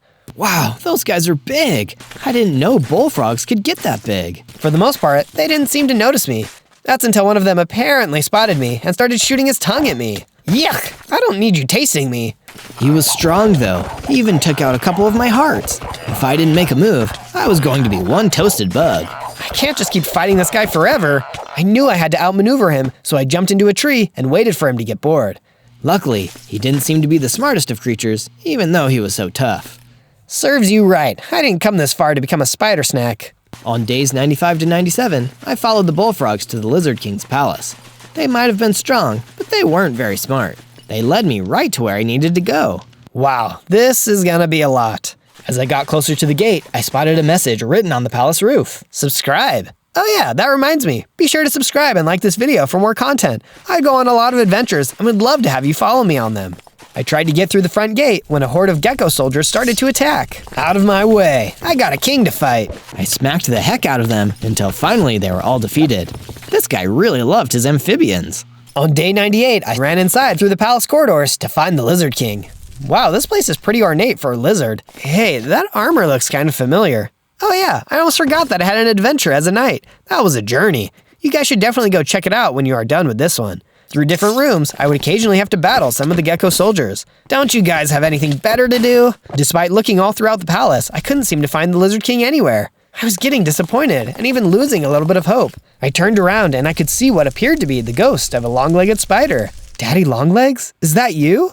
Yes, Zozo, it is I. I told you that I would always be there to help you. Don't give up. You are so close to the end. You're right, Daddy Longlegs. I must continue. I'm scared though. I'm just a fire spider and I don't know if I'll defeat the Lizard King. You may be small, but you have the spirit of a giant spider inside of you, and it's time to let that spirit out. I'm going to grant you the power that made me so big. Something started to happen. Magic energy filled the room, and I felt myself changing once again. I transformed into a gigantic fire spider. I had so many hearts now. Thanks, Daddy Longlegs. On day 99, I finally landed in the throne room. The Lizard King sat on his throne with his big red eyes staring at me. Well, well, if it isn't the itsy-bitsy fire spider who defeated my minions. Looks like you aren't so small now, but I bet you're still weak. Come to face me at last? I will do what I must. Then you will croak. Just then, he flipped a lever, and the bullfrogs I had seen earlier came in. Oh no, not these guys again. Then I remembered I still had the potion, and was about to use it when one of the frogs grabbed it with its tongue. Guess I'm gonna have to do this the old-fashioned way. Using my wall-crawling abilities and spider jumps, I dodged attacks from the frogs and gave them some damage. It looked like my attacks were superpowered with fire strength now. Soon, all the frogs were defeated, though I could swear I missed one. Now it's just you and me, Lizard King. So be it. He charged toward me with lightning-fast speed, giving me strong blows that did cause some damage. You should not have fought against me, Spider. I am the Lizard King. Oh yeah? And how do you taste? What? Just then, the last frog I thought I missed shot his tongue out, grabbed the Lizard King by the tail, and sucked him into his mouth. No! I became hesitant because I didn't know how the frog was going to respond. Hey, you're that frog I fought with earlier. I'm sorry for hurting you. Truce? The frog just looked at me, then suddenly spat up the Lizard King's crown. He croaked, then proceeded to hop away. Well, I guess that means truce. On day 100, I returned to the base to see everyone there, waiting for me. I told them all about what happened with the Lizard King. Wow, I didn't even know frogs could eat lizards. Neither did I. Guess you learn something new every day. Zozo, I'm glad you've returned. Yeah, dude. The Lizard King's defeated. Now we're free. This would not have been possible without you, Zozo. Thank you, from all of us. Now we can go back to living our lives in peace. And now we have a new home for spiders of all walks of life. Then there came a commotion at the gate. What's going on over there? Suddenly, a loud croak could be heard. Frog! No, wait, I think I know him. Turns out it was the frog from earlier, come by to say hello. I'm glad you could come by. Just one rule. No eating anybody. The frog agreed, and I proceeded to introduce him to everyone. This had been quite the adventure. On day 1, I spawned as an itty-bitty fire Godzilla. This is rad. But wait, I've only got 3 hearts. What? That's not rad at all. But when I focus real hard, I can make little fires. Look, I just set that tree on fire. Oh, it looks like I upset the baboons who were living there. They're coming after me. I better hightail it out of here. I ran off deep into the forest. Being a tiny baby fire Godzilla wasn't working out great for me so far. Maybe if I can get bigger and stronger, I can use my powers to help people, rather than just burn their houses down. That'll help me make some friends around here. Maybe that big, tough, warped Moscow will be my friend. Hey, I'm Zozo. I'm pretty new around here. Wanna hang out? Hey, not so fast, buddy. You wanna hang out here? You gotta pay the toll. Empty your pockets, little fire Godzilla. But I don't have any money. Then I guess you better come with me, Zozo. If you can't pay, you gotta work. That was another bridge I'd already burned. I needed to run before the warped Moscow could get his big, buggy hands on me. I grabbed a few sticks from the forest and hid in a cave. These would make some pretty good torches with a little bit of my fire, so it won't be too dark in here. I proceeded to place down some torches before deciding to go to sleep for the night. I'm gonna need to get a lot stronger if I want to last out here. This place isn't kind to baby fire Godzillas like me. On day 2, I woke up in the cave to find my torches had gone out overnight. It was so cold and dark. What if there are spiders in here? I should get moving. I left the cave and entered the forest to explore my surroundings. Whoa, this forest is huge! So many trees, so much wood to burn. I needed to be careful in here, or I'd set everything on fire. When I build my own base, it should probably be made out of stone. I needed to break down a couple of these trees and gather some sticks and wood to make a wooden pickaxe. Perfect! This will be great for mining stone. Now I needed to find a good place to build my base. Maybe somewhere around here? Wait, has somebody already built a cabin here? What's happening here? A druid rushed out of the cabin. Hey, keep your distance, friendo. I just finished this place. I don't need you burning it down. I'm sorry, I wasn't trying to burn your cabin down. I just needed to find a place to make my base. Base? What? Are you one of Locknar's guys? What? No, I'm Zozo. Who's Locknar? He's a necromancer. He's trying to raise an army of the dead. He and his boys have been harassing people about money around here lately. The druid returned back into his cabin after bidding me farewell. Money? That sounds just like that warped Moscow from yesterday. He must have worked for this Locknar guy. I better start mining for stone near the druid's cabin. He'd probably make a decent neighbor. By day 3, I started gathering materials for my base. I used my wooden pickaxe to start mining stone in a cave next to the druid's place. Hope he doesn't mind a little construction noise. Hey, keep down that racket, Zozo. I'm reading. Now that I know there's a necromancer out there building an army of the dead, I should probably go pay attention to home security. First of all, I took the time to clear out an area and build a big stone wall. This should keep out that warped Moscow if he tries to hassle me for more money. And I won't be able to accidentally burn this wall down either. While I was at it, I needed to get myself a weapon. Maybe I could use some of my spare sticks and wood to make a wooden sword. Hopefully I don't burn it to a crisp. Now I'm looking well prepared. While I was making my way towards the druid's cabin, I noticed something crawling out of the forest. It looked like an elder skulk. Better take care of it before it gets too close to my base. Don't you know it's rude to trespass, Mr. Skulk? Let's go! Hi-ya! With this sword, the elder skulk was no match for me. After I hit it a few times, skillfully dodging its attempts to hit me back, it went scuttling off into the forest again. Nobody beats Fire Godzilla! And clearly that fight made a big difference, because I was starting to get bigger and stronger. I had 5 hearts now, and I could let out a terrifying Godzilla roar! On days 4 and 5, I decided to go a little further into the forest to mine some more stone for my base. The wall was nice, but it wasn't exactly cozy. I needed a roof over my head. I already used some of my spare stone to make a stone pickaxe. But when I ventured out into the deep part of the woods, I ran into an old enemy, the warped Moscow. You really thought you could get away without paying the toll? You really have no idea who you're dealing with, kid. You don't want my boss to have a problem with you. Your boss? Is he a necromancer? Huh, you're smarter than you look, Zozo. My boss, Lochnar the Necromancer, he's gonna come take over all this soon enough. And if you're not with him, you're against him. I'd never be the guy who wants to take over a forest by force. I may burn stuff down sometimes, but I'm still a good guy. Then I guess I've got to destroy you. The Moscow came at me so fast, I was knocked back off my feet. I pulled out my wooden sword and tried to parry all of his attacks. You can't hold me off forever, Zozo. But I was a little faster than he was. Even with my wooden sword, I was able to get the jump on the warped Moscow and defeat him. Looks like I can handle myself decently now. I should probably spend a little more time out of the forest, though. On day 6 to 8, I depleted my mine in the forest. At least I was able to find some iron ore, though, and craft myself a cool iron sword and an iron pickaxe. Let's just see someone try to mess with me now. But after getting attacked by the Moscow, I wanted to get away from the forest for a while. I decided to take a trip up to the mountain and enjoy that clean mountain air. And I can't burn anything down up here either. It's perfect. But suddenly, a mountain troll approached me, and it seemed like he didn't want to share the mountain with anyone. This mountain isn't big enough for the both of us, even if you are the puniest fire Godzilla I've ever seen. I'm just visiting, man. You don't need to be so mean about it. How dare you call me mean? I'm gonna crush you into dust for that. He was so big, and he started chasing me. My only advantage was that I was much faster than him, so I could keep my lead. That's where my iron pickaxe came through. With my iron pickaxe, I quickly mined a big hole in the ground, then carried on running. With my trap set, I decided to taunt the mountain troll by calling him a slowpoke. He ran up to me not looking down, until he fell into the hole and he couldn't climb back out. Little help in here? I think you've earned yourself a timeout, mountain troll. On days 9 and 10, I decided to travel further up into the mountain until I found a mountain cave hidden among the rocks. Maybe there will be some treasures hidden in here. Better take a look. I walked into the cave, iron sword at the ready, using the natural light of my fire to light the way. That's when I hit the jackpot. Gold ore deposits. Now that's what I'm talking about. I started to mine the gold, when suddenly, despite my fire, it started to get extremely cold inside of the cave. It sent a chill down my spine. Hello there, little creature.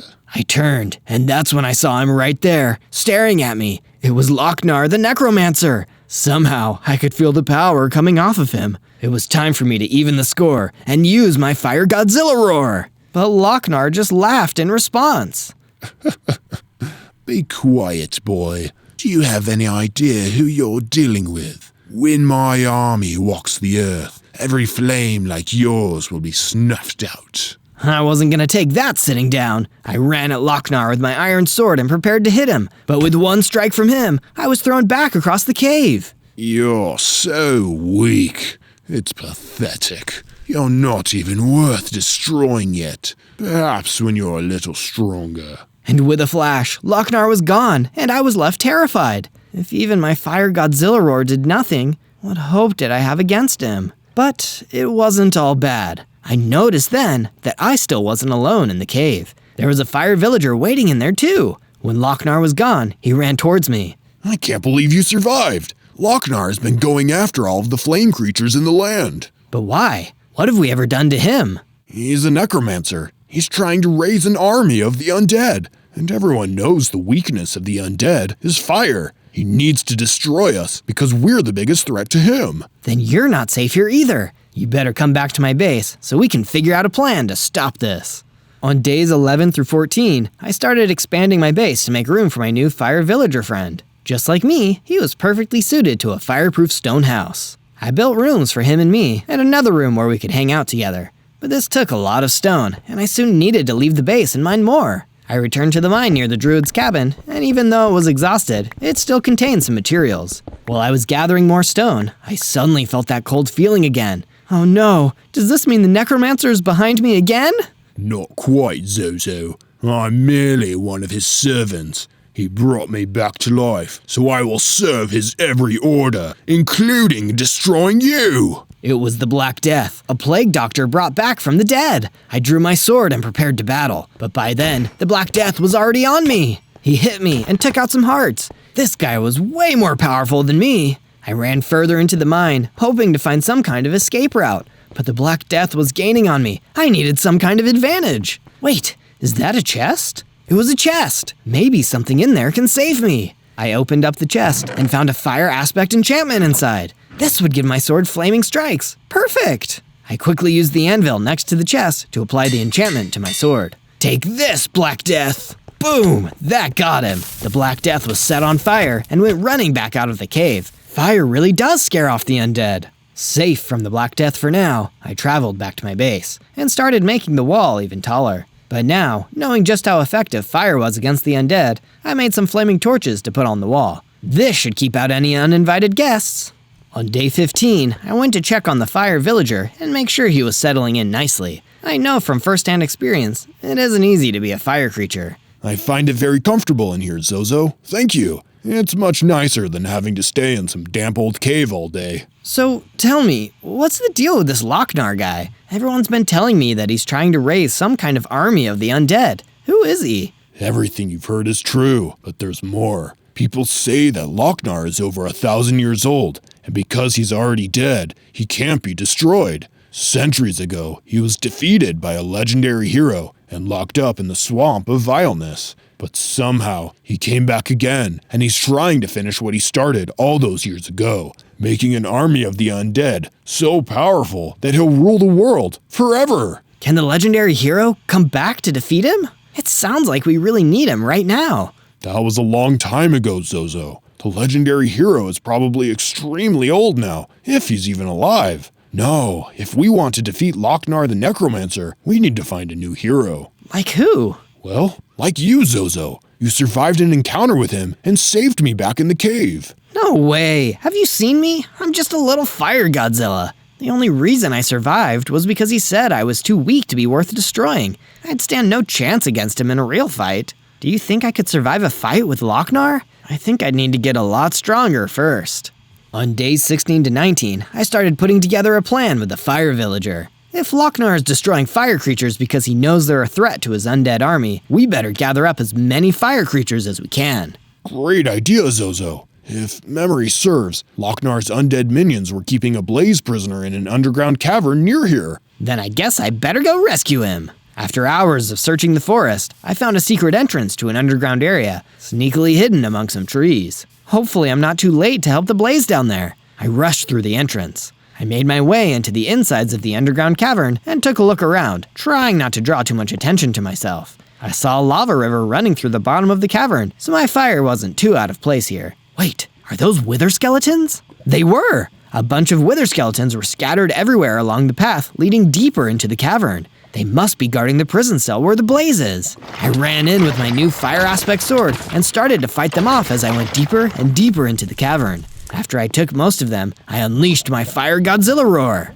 It scared some of the wither skeletons so bad, they ran off faster than their bones could shake. Clearly, all of this fighting was worth some pretty great XP, because I grew to almost twice my size, with almost twice the armor and twice the hearts. Maybe I can be strong enough to take on Lochnar, with the right training. But first, I broke open the prison with my iron pickaxe and freed the Blaze. Thanks for getting me out of there. It was really starting to get stuffy. Don't mention it, buddy. How did you get captured? Well, I was out here searching for the Kyther of Light when I got ambushed by all those skeletons. You were looking for what? The Kyther of Light. It's the weapon that the legendary hero used to defeat Lochnar all those years ago. It's said to be the most powerful weapon against the undead in the world. Oh, wow. Then I should probably start looking for it too. Come back to my base. I want to know more. On days 20 to 22, Blaze and I returned to the base, only to see it being attacked by a horde of zombies. Even the torches I'd added to the walls didn't seem to scare them off. Lochnar was making some really tough undead for us to face. Thankfully, with Blaze at my side, the fight didn't last long.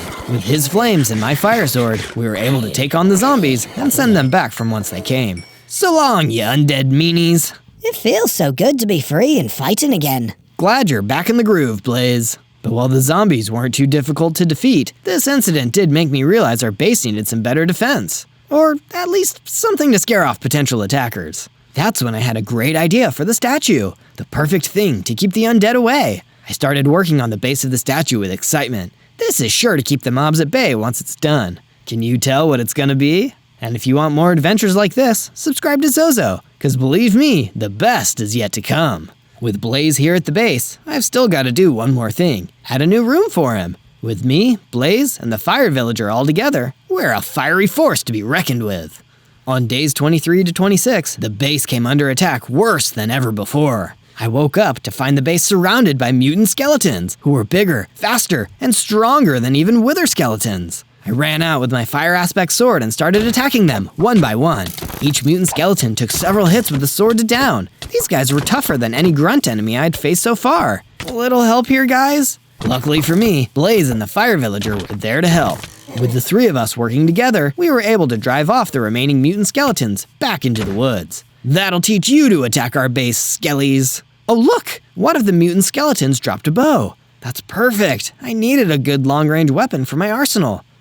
What should I do next? Zozo, Yes, Blaze? now we fought off the mutant skeletons. You should start exploring the deep dark woods for the Kyther of Light. We need it to defeat Lochnar the Necromancer. Good idea, Blaze. I journeyed out into the deepest, darkest part of the forest, knowing it would be the exact kind of place where Lochnar's minions would be waiting for me. And I was right, but I wasn't the only one. There was a fire elemental being surrounded by mutant zombies, the strongest zombies yet. Lucky for me, I had my new bow. I pulled it out, keeping a distance as I fired arrows at the mutant zombies. They seemed so shocked by my surprise attack, they retreated further into the dark of the forest. I'd saved the fire elemental. Want to come back to my base, little buddy? I'm collecting fire creatures. He seemed eager, so we headed back to the base. I built a new room to house the fire elemental, and built in a new base defense. Large holes dug into the ground around the base, so any stumbling zombies thinking of attacking would fall right in. I'm feeling safer already.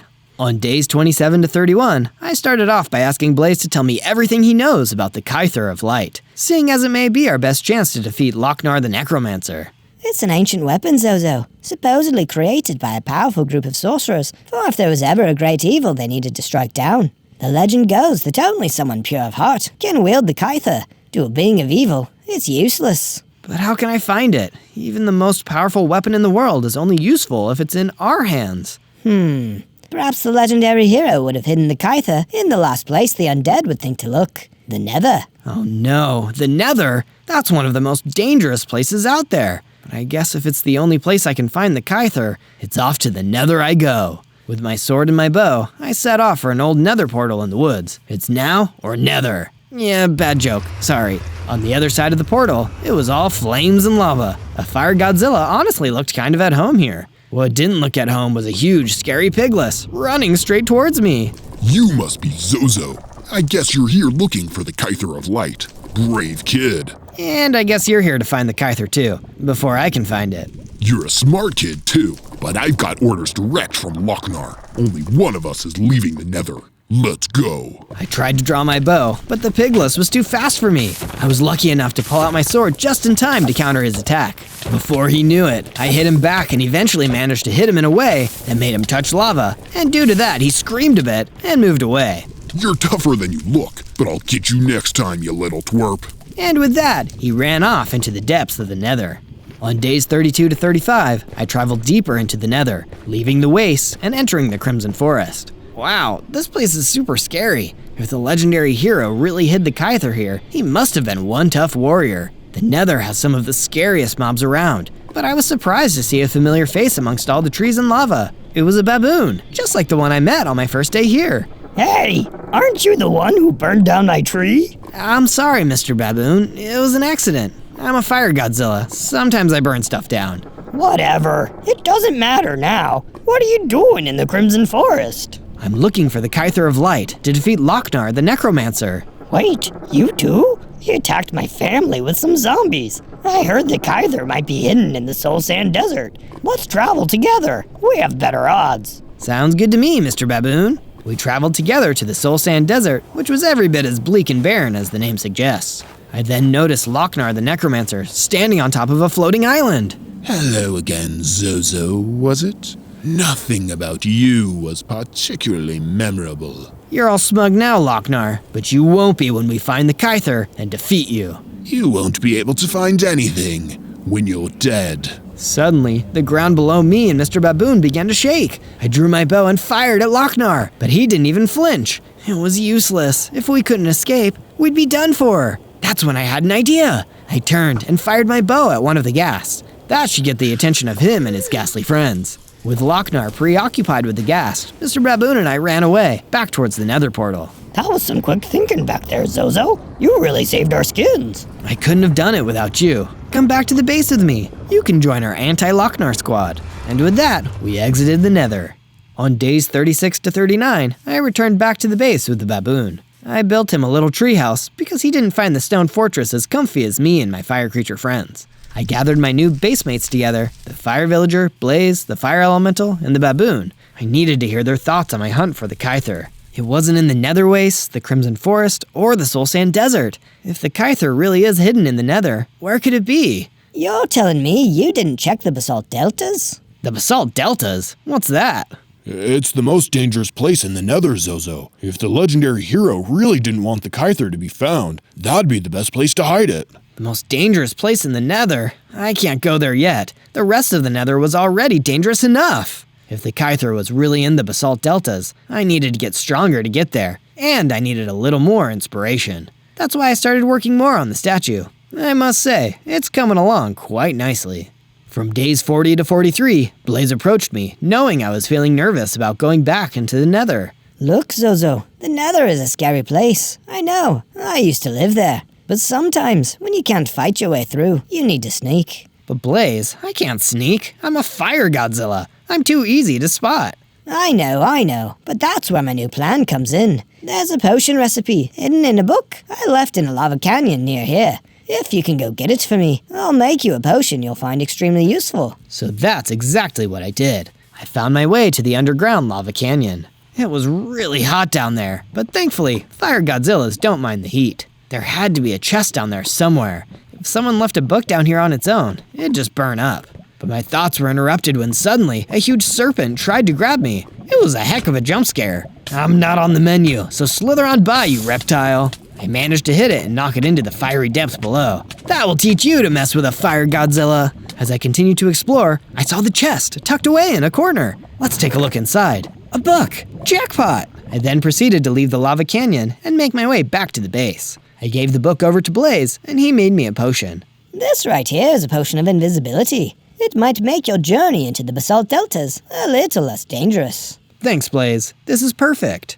On days 40 to 49, I made my way back to the nether portal deep in the forest. Here goes nothing. After landing in the nether, I made my way through to the basalt deltas. My friends weren't kidding when they said this place was dangerous. It looks impossible to even build here. I took the potion of invisibility and started to sneak through. There were sheer cliffs everywhere. I had to be careful so that I didn't fall. Help me, please! Someone help me! Oh no, is that an illager? What's he doing in here? And why is he surrounded by endermen? I can't just leave him like that. I need to help him, even if it means wasting my invisibility. Still keeping my distance, I pulled out my bow. I opened fire at the endermen, causing them to teleport away. That gave me a window to get the illager out of there. Come with me if you want to live. Me and the illager ran for the hills until we were out of the basalt delta and back in the much safer Soul Sand Valley. Thank you, kind stranger. You saved me. How can I ever repay you? You can tell me everything you know about the Kyther of Light. I need it to defeat Lochnar the Necromancer. Wait, the Kyther of Light?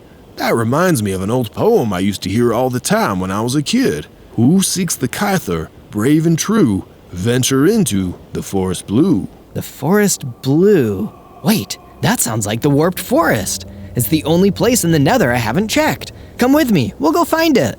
On days 50 to 53, me and my new friend the illager made our way into the warped forest, one of the slightly nicer parts of the nether. I might have even enjoyed it if we weren't ambushed by that pigless I fought earlier. Hey, looky here. It's that dweeb, Zozo. Name calling? Really? That's just uncalled for, man. No, Zozo. What's uncalled for is you being here. Me and the rest of Lochnar's boys have already found the Kyther, and it's far away from here. You're gonna get destroyed in the nether for nothing. That's it. You're going down, Pigless. But Pigless pulled a dirty trick. He didn't go for me. He went straight for the illager, taking him down immediately. No, you can't do that. I can do whatever I want. Let's tango, Zozo. We clashed again, but this time I was stronger than before. I I dodged his attacks easily, and with a few well-placed strikes from my fire sword, Pigless was done for. With him gone, I was all alone in the Nether again. Maybe Pigless had lied about them taking the Kyther. I had to explore and find out. There was a bastion remnant, an ancient ruined fortress nearby, and it seemed like the exact kind of place the legendary hero might have hidden the Kyther.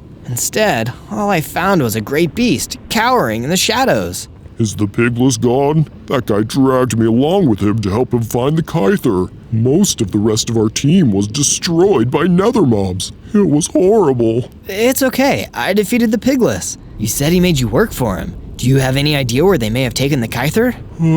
Tough to say. I think Pigless mentioned something about taking it back to the camp. He probably meant the one in the wasteland, back outside the Nether. Perfect, so at least I know where to look next. Let's get out of here. Wait, before you go, you deserve a reward for taking out that jerk Pigless. I was gonna use it myself, but here, it's a knockback enchantment. Your strikes will knock back your enemies now. Oh, finally, some good luck.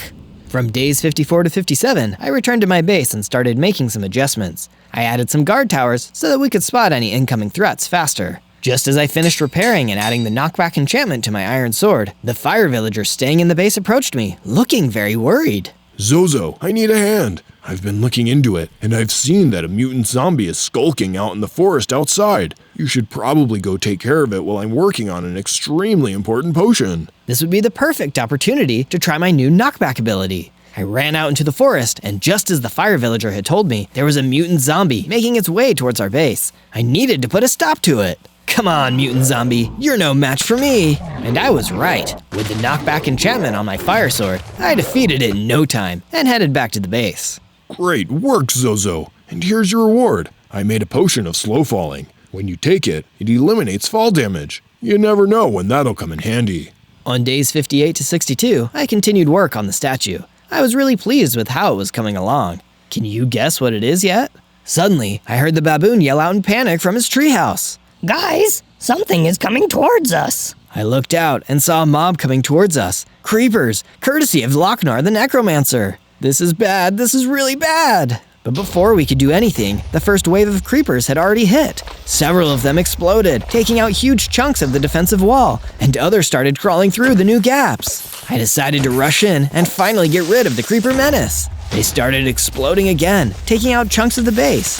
By the time I managed to turn the tide of the fight, huge portions of our base had already been destroyed. When I had the advantage, the last surviving creeper ran off back into the forest. The fight was over, for now. We need to start rebuilding immediately. Blaze, fire villager, wait, where's Baboon? That's when we realized the creepers had blown up Baboon's treehouse with Baboon inside of it. From days 63 to 66, hungry for fiery vengeance, I followed the last remaining creeper back into the woods. You and your friends aren't going to get away with destroying Mr. Baboon. I chased him into the forest and saw him disappear down into an underground cavern. I was so angry, I didn't even think about how dangerous it could be to chase a creeper into an enclosed place. I hopped down into the cavern, but the creeper was nowhere to be seen. Instead, I found a book laying on the ground containing a secret note. Invade the base and destroy them all. Any survivors must return to the camp in the desert. GOAW. GOAW? Who's that? Wait, the camp in the desert. That's where they must be keeping the Kyther of Light. It was only then that I looked up and saw the creeper crawling quickly towards me. No time to think. On pure instinct, I pulled out my bow and fired. Boom! The creeper exploded, taking out a portion of the cavern. Lucky for me, thanks to the quick reflexes, I was out of the blast zone.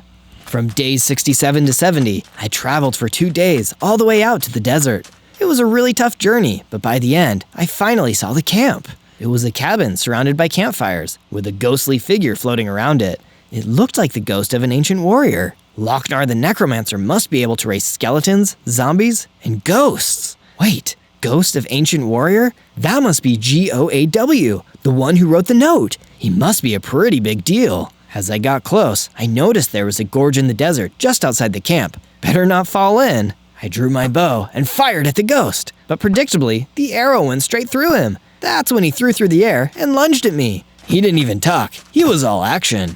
I managed to dodge and strike back with my sword, but he parried. This guy was a better fighter than anyone I'd ever faced. I didn't even know if I could defeat him. That's when I had an idea. If I'm not strong enough to beat him yet, I can still trick him. Before he could attack me again, I quickly drank my potion of slow falling. Then, when he attacked me again, I jumped back and fell into the gorge. To him, it looked like I fell to my doom, but thanks to the potion, I was just fine. When the ghost finally floated away, I climbed back up to the top. Kyther of Light, here I come!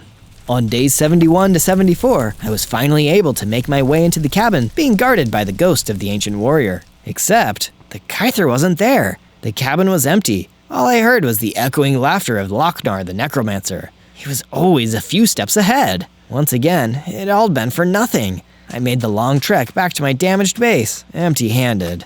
On days 75 to 78, I came back to the base and noticed how damaged it really was. It was still heavily damaged from the creeper assault, and I needed to start the repairs immediately, so I did just that. But I felt terrible knowing that now Mr. Baboon is gone, I didn't need to rebuild the treehouse. As I finished up the repairs, the fire villager approached me. Hey Zozo, I just wanted to say I'm sorry you didn't find the Kyther, but I know you're strong enough to beat Lochnar anyway. I figured this might help.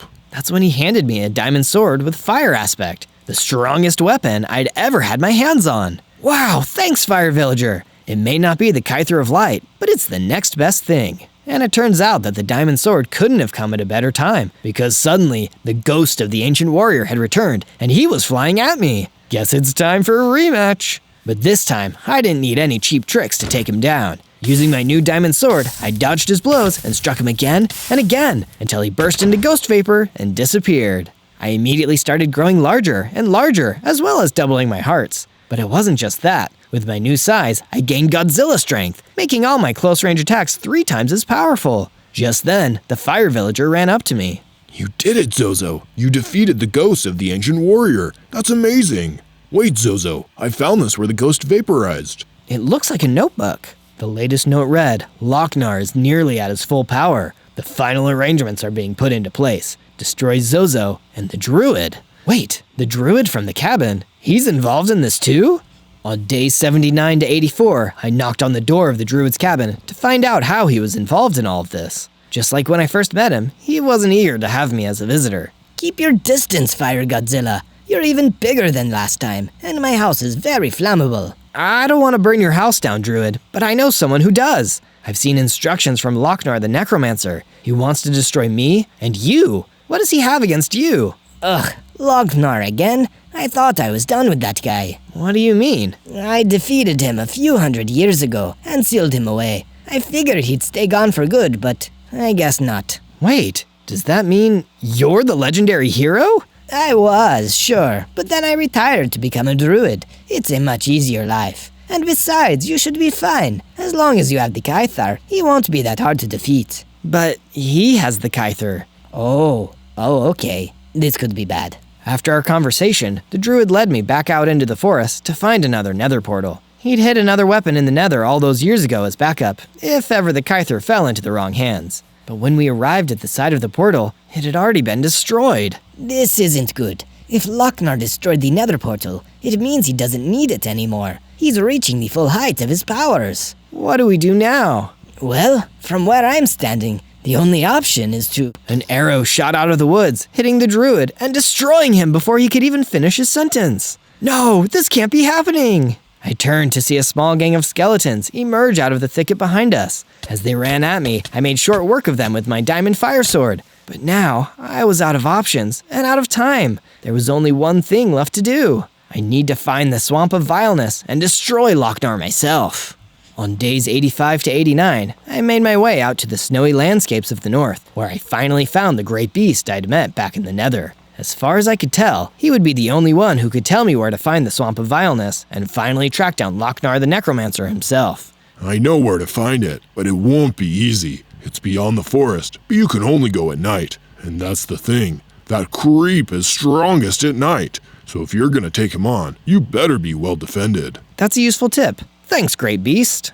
From days 90 to 94, I decided to take the Great Beast's advice and armor up.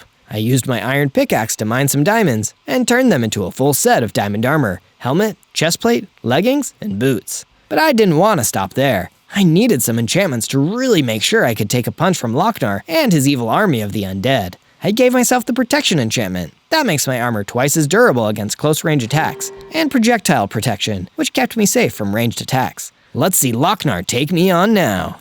From days 95 to 97, I finally finished the statue. Its flame could be seen from miles away and should keep all the bad mobs away from my base once and for all. It was a beacon of hope for all fire mobs, a bright, brilliant beacon that could be seen from miles away. And that's when I realized why I had to take on Lochnar and his undead minions. I could either use my fire powers to destroy, like when I accidentally burned down Mr. Baboon's tree, or I could use it to be a beacon of hope, to fight back against evil whenever I can, because it's the right thing to do. So it's exactly what I was going to do. On day 98, I spoke to the fire villager in Blaze about my plan to attack the Swamp of Vileness and finally take down Lochnar. You can't do this alone, Zozo. You're strong, but Lochnar is so powerful, and he has an entire army. He's right, Zozo. Why don't you let us come with you? Surely we'll be stronger together. I can't put you at risk like that. You need to stay here as backup in case Lochnar defeats me and his undead army escapes. But I can't let that happen. Trust me, no matter what, I'm going to defeat Lochnar and put an end to his evil reign of terror. With that, I exited the base, but was suddenly stopped by someone I haven't met before. Can I help you? He said nothing and dropped me a note and left. The note said, if you want to help me defeat Lochnar, you should subscribe to Zozo and check out our other adventures. You can even suggest what you want to see next down in the comments. Alright. I'm sure with the help of you guys, I'll actually manage to defeat Lochnar. On day 99, following the instructions of the Great Beast, I made my way to the Swamp of Vileness in the dead of night. It was every bit as creepy as I'd imagined. Mist hung low, the mossy skeletons, minions of Lochnar, were patrolling back and forth. I didn't have any more potions of invisibility. I needed to fight my way through. Okay, Skellies, come get me. I want to speak to your manager. That got their attention. Suddenly, waves of mossy skeletons started running at me, while others fired bows at me from a distance. Thankfully, with my enchanted diamond armor, I could deflect most of the damage, and my enchanted diamond sword could destroy them in one strike each. But that wasn't the problem. The mossy skeletons may have been weak, but every single time I defeated them, more just kept coming out of the fog. Don't you guys know when to quit? They are the least of your worries, Zozo. It was Lochnar. I could hear his voice, but I couldn't see him. It was like he was everywhere around me. If you survive this onslaught, come a little further and meet me in my crypt. It will be the last thing you ever do. I wasn't going to let him get away with that. No matter how many skeletons he threw at me, I'd keep fighting to the very end. With my sword at the ready and my flames brighter than ever, I moved in towards the crypt of Lochnar. On day 100, I fought through the mossy skeletons and reached the crypt, which looked like a big, rickety pile of ancient stone. But there were stronger enemies waiting for me there. Mutant skeletons and mutant zombies came running at me, but my sword was ready. I hit them again and again, sending one after another down. But just like the mossy skeletons, more of them kept coming.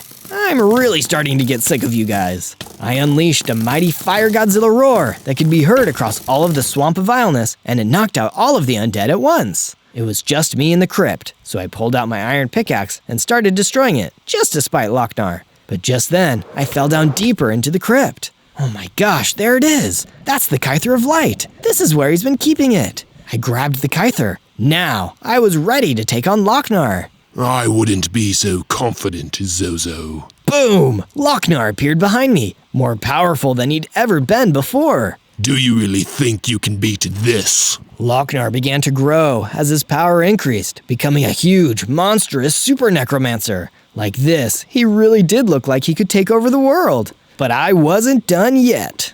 And do you really think you can beat this? I summoned up all of my power and channeled it. My flames got brighter as I grew, taking in the power of the Kyther of Light. I became Ultra Fire Godzilla, with 30 hearts and almost unbreakable armor. You can't do this. It isn't fair. Life isn't fair, Lochnar. Let's go. Lochnar threw everything at me, hitting me again and again, but getting nothing. Now it's my turn. With one mighty swing of the Kyther, with all my power behind it, Lochnar was destroyed once and for all, never to raise another undead minion again. Safe at last, I returned to the base to celebrate with the fire villager in Blaze. Things were finally looking up for all of us. On day 1, I spawned in as a fire WITHERSTORM, a force of pure fiery destruction. Why am I so puny? I only had 6 hearts to begin with, but I knew WITHERSTORMs grew stronger by absorbing blocks and mobs. I tried to absorb some of the nearby blocks and grow bigger, but it didn't work. Maybe I needed to unlock that ability first. It also looked like I couldn't really fly yet. At least I'm immune to fire. The area I spawned into was a molten lava field that would be really dangerous for regular mobs. It was like home sweet home, but there was nothing to destroy. I didn't see any other WITHERSTORMs either, so I figured I had been left behind by the others while they went off to grow bigger. Wait for me, guys! I ran around looking for my friends until I saw something really strange. There was a snowy biome right next to this fire one. What's the deal? Everyone knows that fire and ice don't mix. I heard a growl behind me and saw a fire Cerberus looking really hungrily at me. Hey, WITHERSTORMs aren't nutritious! I hit the Cerberus, but because I was so small, the damage was nothing. I was losing hearts fast to its bite, so I decided to run away. I ended up running straight into a Vex that wanted a piece of me too. All of a sudden, Fireland doesn't feel that much like home. I jumped down into a lava pit and hid myself away. I knew they couldn't follow me because of my fire immunity, so I stayed there safely until the next day. On day 2, I hopped out of the lava pit and found some burnt out trees. It wasn't what I was expecting, but at least I could gather some wood to make my first tools. I've never seen a wither make anything before, but it's nice to be the first at something. These tools would probably burn up if I used them here, so I made my way towards that snowy biome that I saw the other day. On the border between the fire and ice biomes, there was a wide river with a strong current. If I try to cross that, I'll be put out like a campfire. I didn't have enough wood to build a bridge, so I followed the banks of the river to see if there was a place where it was safe to cross. That's when I noticed something small flying towards me from across the river. It was an imp with icy wings. Do not cross this river. I'm warning you, Fireface. That's rude. First of all, my name is Zozo. Second, why do you care if I cross it? It's not me who cares. The Ice Meister is the one who doesn't want anyone from the Firelands coming over here. I'm a WITHERSTORM first, and a fire creature second. I'll go where I want. My warning still stands. There's a war going on, and Ice Meister plans on winning it. A war between the creatures of ice and fire? That sounds heated and chilling.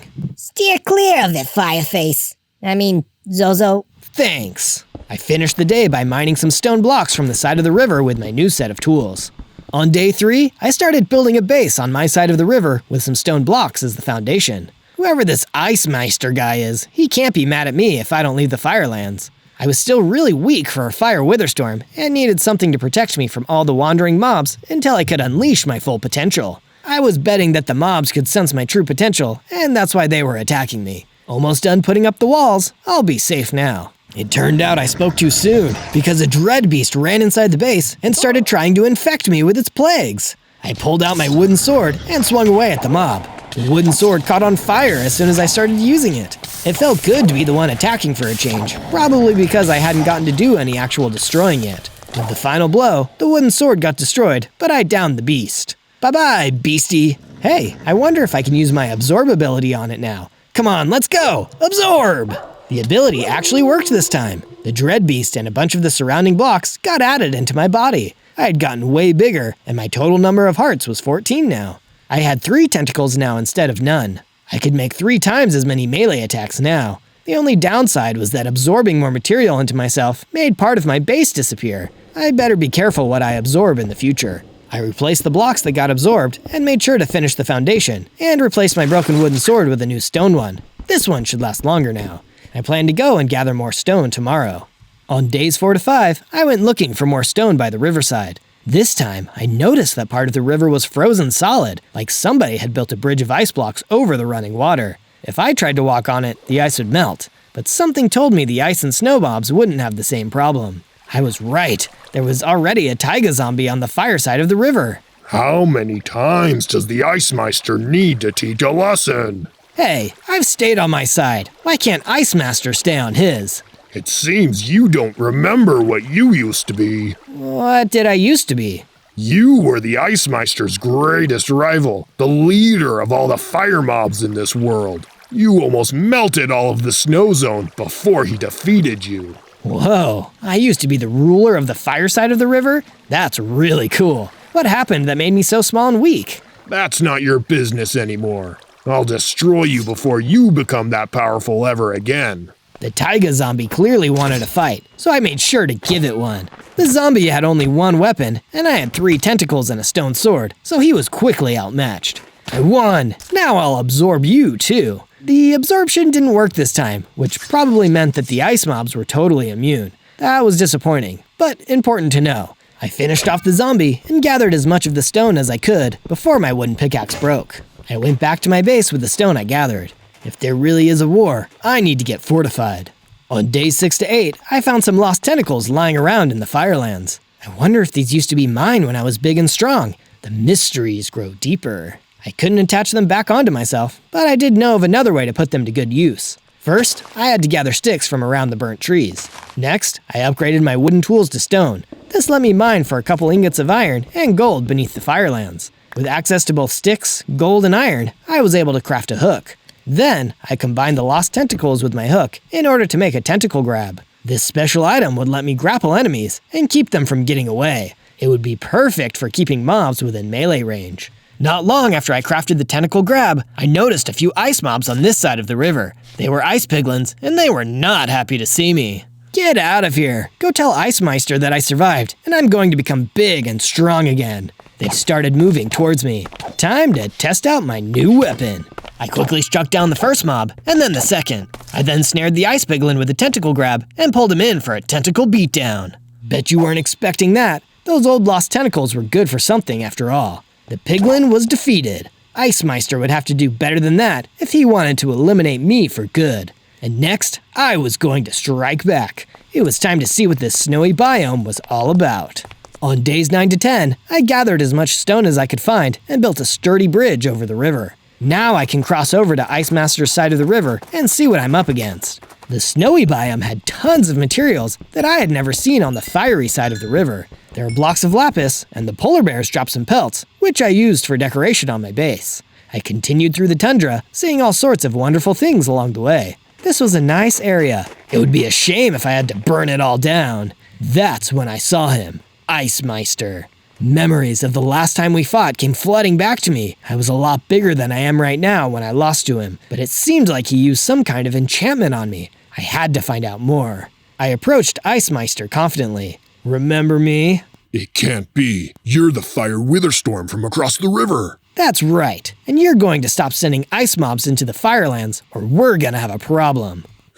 Pathetic little puff of smoke. I'll let you live just this once, but only because I've already sealed your power away. I didn't know what he meant, but I had the feeling he wouldn't be so understanding if I stuck around. I turned back towards the river so that I could make my way home. When I got to the stone bridge, I noticed a brown bear halfway over the bridge. Oh, hey, don't mind me. Please, don't tell me you're another ice mob invading my territory. Me? Not at all. I'm trying to get somewhere warmer. Are you from the Firelands? Actually, I used to be top dog over there. I am Zozo, the Fire WITHERSTORM.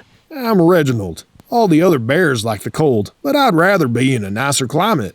Everywhere Ice Meister goes, he freezes the terrain and starts building cities made out of ice. Well, then you'll be right at home in the Firelands. It'll always be warm there. On days 11 to 12, Reginald and I returned to my base on the fire side of the river. I soon made an extra room for him with a sunroof so he could get the most out of the pleasant weather. After that, I went to mine for more iron with my stone pickaxe. Because of all the lava, the Firelands were rich in obsidian, which I could gather later. It's a sturdy material that would make my base stronger. But before I could get enough ingots, I was ambushed by a wildkin. It did a ton of damage with a single attack. Ow, my heart! I couldn't get any further into the iron mine with that mob down there, so I ran back above ground. I have to unlock more of my former abilities. What else do WITHERSTORMs do? I concentrated as hard as I could on one of the nearby magma cubes. With some effort, I was able to fire a Wither Skull projectile. The mob was destroyed in one hit. Wither Skulls, that's it! The Wildkin would take more than a few Wither Skull attacks to be defeated, but I could at least weaken it before it got close. I went back down into the iron mine and put my plan into action. The Wildkin was waiting for me, so I wasted no time blasting him with 3 Wither Skulls. Now I could fight at close range without worrying about getting worn out. The Wildkin's claws were still doing damage to me, but I had 3 tentacles, so my attacks were much faster. Once I beat him, I crafted an iron pickaxe and mined the obsidian from the surface of the Firelands. This obsidian will look great on my base. I was right. The obsidian made a perfect addition to the outer walls. My base was becoming a real fortress. On days 13 to 15, I started to remember more of what happened back when I was a fully grown Fire WITHERSTORM. I was huge and absorbing everything in sight. I remember the terrain being covered in ice, but unlike the snowy biome next door, it was the middle of the ocean. I must have been able to fly here from the Firelands. Down below, I saw Ice Meister. He was slightly smaller than the present day, so this must have been his younger self. You're not so tough. Move aside, Pipsqueak. I won't let you destroy my home. He sounded really upset, and from the look of things, it seemed like I was the one who had attacked first. I saw Ice Meister hold a black block, and it began absorbing me. No, impossible! My destructive power!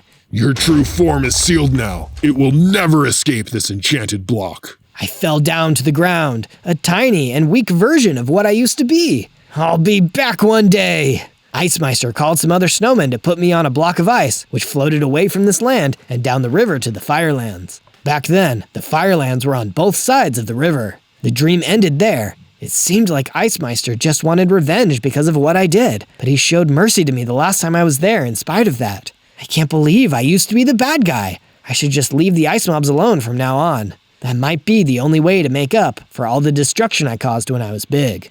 On days 16 to 19, I decided to tell Reginald about the memories I was having. I felt really bad about what I did, so I needed to talk to a friend. I thought Ice Meister was the bad guy, but it turns out I made him that way because I bullied him and melted his home. That is a lot. Have you thought of saying sorry and trying to do something nice for him? I might have messed up too badly for that. There's no way to undestroy something. Being sad about it won't fix the problem, neither. You wouldn't get it. I ran away from the base, leaving Reginald behind. He was better off without me anyway. I was a destructive bad guy, and he was just a regular bear. How could he understand what I was feeling right now? While I was out wandering the Firelands, I saw a village under attack by taiga zombies. Oh no, I have to help! Without even thinking, I raced to the aid of the villagers. The zombies were easier to defeat this time, now that I was bigger and I could clear out several at once. The villagers cheered as I drove the last of the ice mobs off. Their home was saved, and I actually felt good. The Firelands were attacked because of me, but I'm going to save them anyway. I can't change the past, but I will stop this war and save my home. Thank you, Zozo. We were hoping someone would protect our village from the ice mobs, but we never expected you would return to save us. I'm back, and better than ever. The villagers brought a large stack of blocks out of their houses and set them down in front of me. We were storing these blocks for you to absorb, so you could become strong again. You're not afraid of my true form? No way! You were always nice to us fire mobs, and with you around, nobody messed with us. Go on, absorb those blocks. I did what the villager said and became an even larger fire WITHERSTORM. My total number of tentacles was 5, and I had 3 heads now. Hi, hello. My armor and hearts were both increased too, with iron level durability and 25 hearts. I was really starting to resemble my old self. In a good way, I hoped. Do you villagers know anything more about how I used to be? We do know one thing. The legendary block that contained your true form was hidden away by Ice Meister after he defeated you the first time. If you can find that, you'll be back to full power in no time. Full power! I like the sound of that. Even though taking my old form could make me a bad guy again, I decided to find the sealed block anyway. If I'm going to end this war, I may as well be prepared to do whatever it takes. On days 20 to 22, I went back to the base so I could apologize to Reginald for running away. I found him outside the base, fending off some polar bears. It's over, Reginald. You're coming home with us. No, this is my friend's base, and I'm protecting it until he comes back. You're a fool. We were right to kick you out of the Polar Bear Club. I ran over to help. Reginald, I'm back. I'm so sorry I yelled at you. Oh, it's the firestorm. Retreat. The polar bears ran away in fear in the sight of me. Thank you, Zozo. I'm glad you came back. What are friends for? Now that the base was safe from the ice mobs, I started laying the foundation for a statue. I would need a lot of obsidian, so I got to mining as much as I could. With my pickaxe, I diverted part of the river into the Firelands to create even more obsidian where the lava was flowing freely. This also let me improve the base with a moat that even the ice mobs would have trouble crossing. I made sure to give it a drawbridge, and I filled it with lava. That should be enough obsidian to get started. What do you think I'm building? Also, subscribe to Zozo if you want to see more of my adventures. On days 23 to 26, the base was attacked by more ice mobs. Those polar bears who bullied Reginald must have told Ice Master where I was. There was a whole pack of frost stalkers trying to get in. They were some strong mammoths, but fortunately, they weren't the kind that were clever enough to open doors. Thanks to the blocks I absorbed in the village, I was big and strong enough to give them a real thrashing. The last one to be defeated dropped their pelt, which I used to craft a frost stalker cloak. With this, I could disguise myself as a frost stalker and infiltrate the snowy biomes. I I traveled over the stone bridge and into the cold forest where the Froststalkers lived. The cloak's disguise worked like a charm. I could tame the Froststalkers and have them keep other mobs out of the forest. The trees here were made of spruce wood, which couldn't be found in the Firelands. I should take some home with me since I'm here. I would have stayed longer, but I was worried about being discovered by the Ice Meister. I went back to the base and built myself a fireplace that would put the spruce wood to good use. When I went back outside, I saw a fire elemental hanging outside the walls of the base. Excuse me, is this where the resistance is? Resistance? You know, the resistance against Ice Meister and his army of ruthless conquerors. Some villagers told me that the fire WITHERSTORM was coming back. Is that you? Yep, that's me. Oh, wow! I'm your biggest fan! I wanted to join up with you and help save our home. You're a fan of me? Wow, I'm not sure how I feel about that, but I'll let you in. It's safer inside of the base. Sweet! I added a room made completely out of obsidian to the base for the fire elemental to live inside. On days 27 to 31, I had another vision, but this time it wasn't from the past, but from the present. I could feel my sealed destructive power calling out for me from inside the enchanted block. It seemed like it had been locked away inside of some kind of underground vault. I didn't get to see the outside of the chamber, but my best guess was that the entrance was somewhere in the snowy biome.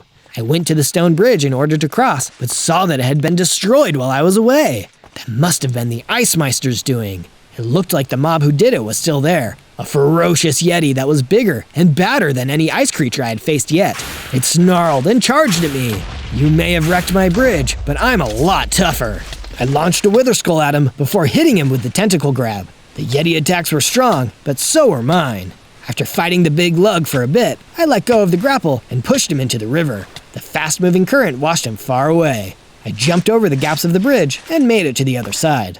On days 32 to 35, I came across a village of Icemen. They'll probably attack me if they find out who I really am. I'd better blend in. I used the Frostwalker cloak in hopes that they'd think I was just a mammoth passing through. It didn't really work. It's the leader of the fire mobs! Darn it, there goes that plan. What do you want with us? Don't be afraid, I'm not a bad guy anymore. I just want my powers to be unsealed. Do you know where the Ice Meister is keeping the block? I can tell you that it's not anywhere in the Snowlands. Ice Meister didn't want you to invade us looking for it. I'm not invading, I swear. Like we'd believe you. It wasn't on this side of the river. That was bad news on its own. It was even worse because the villagers were really scared of me. I figured I might as well leave, and then Ice Meister showed up. What's this, Iceman? Are you seriously being friends with a fire mob? That's not cool. No, Ice Meister. It's the leader. The fire WITHERSTORM you sealed away. That's even worse. I should have you all frozen for this betrayal. Hey, don't blame them. I'm the one you want. And you. I told you I'd only spare you once. Then come and get me. Ice Meister started chasing me, so I ran away from the Iceman village back to the river. Thinking quickly, I took a risk and jumped in. The water would deal damage to me, but I had enough hearts to withstand it now. I had gotten away from the Ice Meister, but the current took me for a ride. That was until I hit an ice bridge further down the river and was able to swim back to shore. It was the Icemen. They had come to save me. Thank you for distracting Ice Meister. He's gotten really angry lately, and he's obsessed with war. You protected us, so I guess we misjudged fire mobs. No sweat. Come on, follow me back to the base.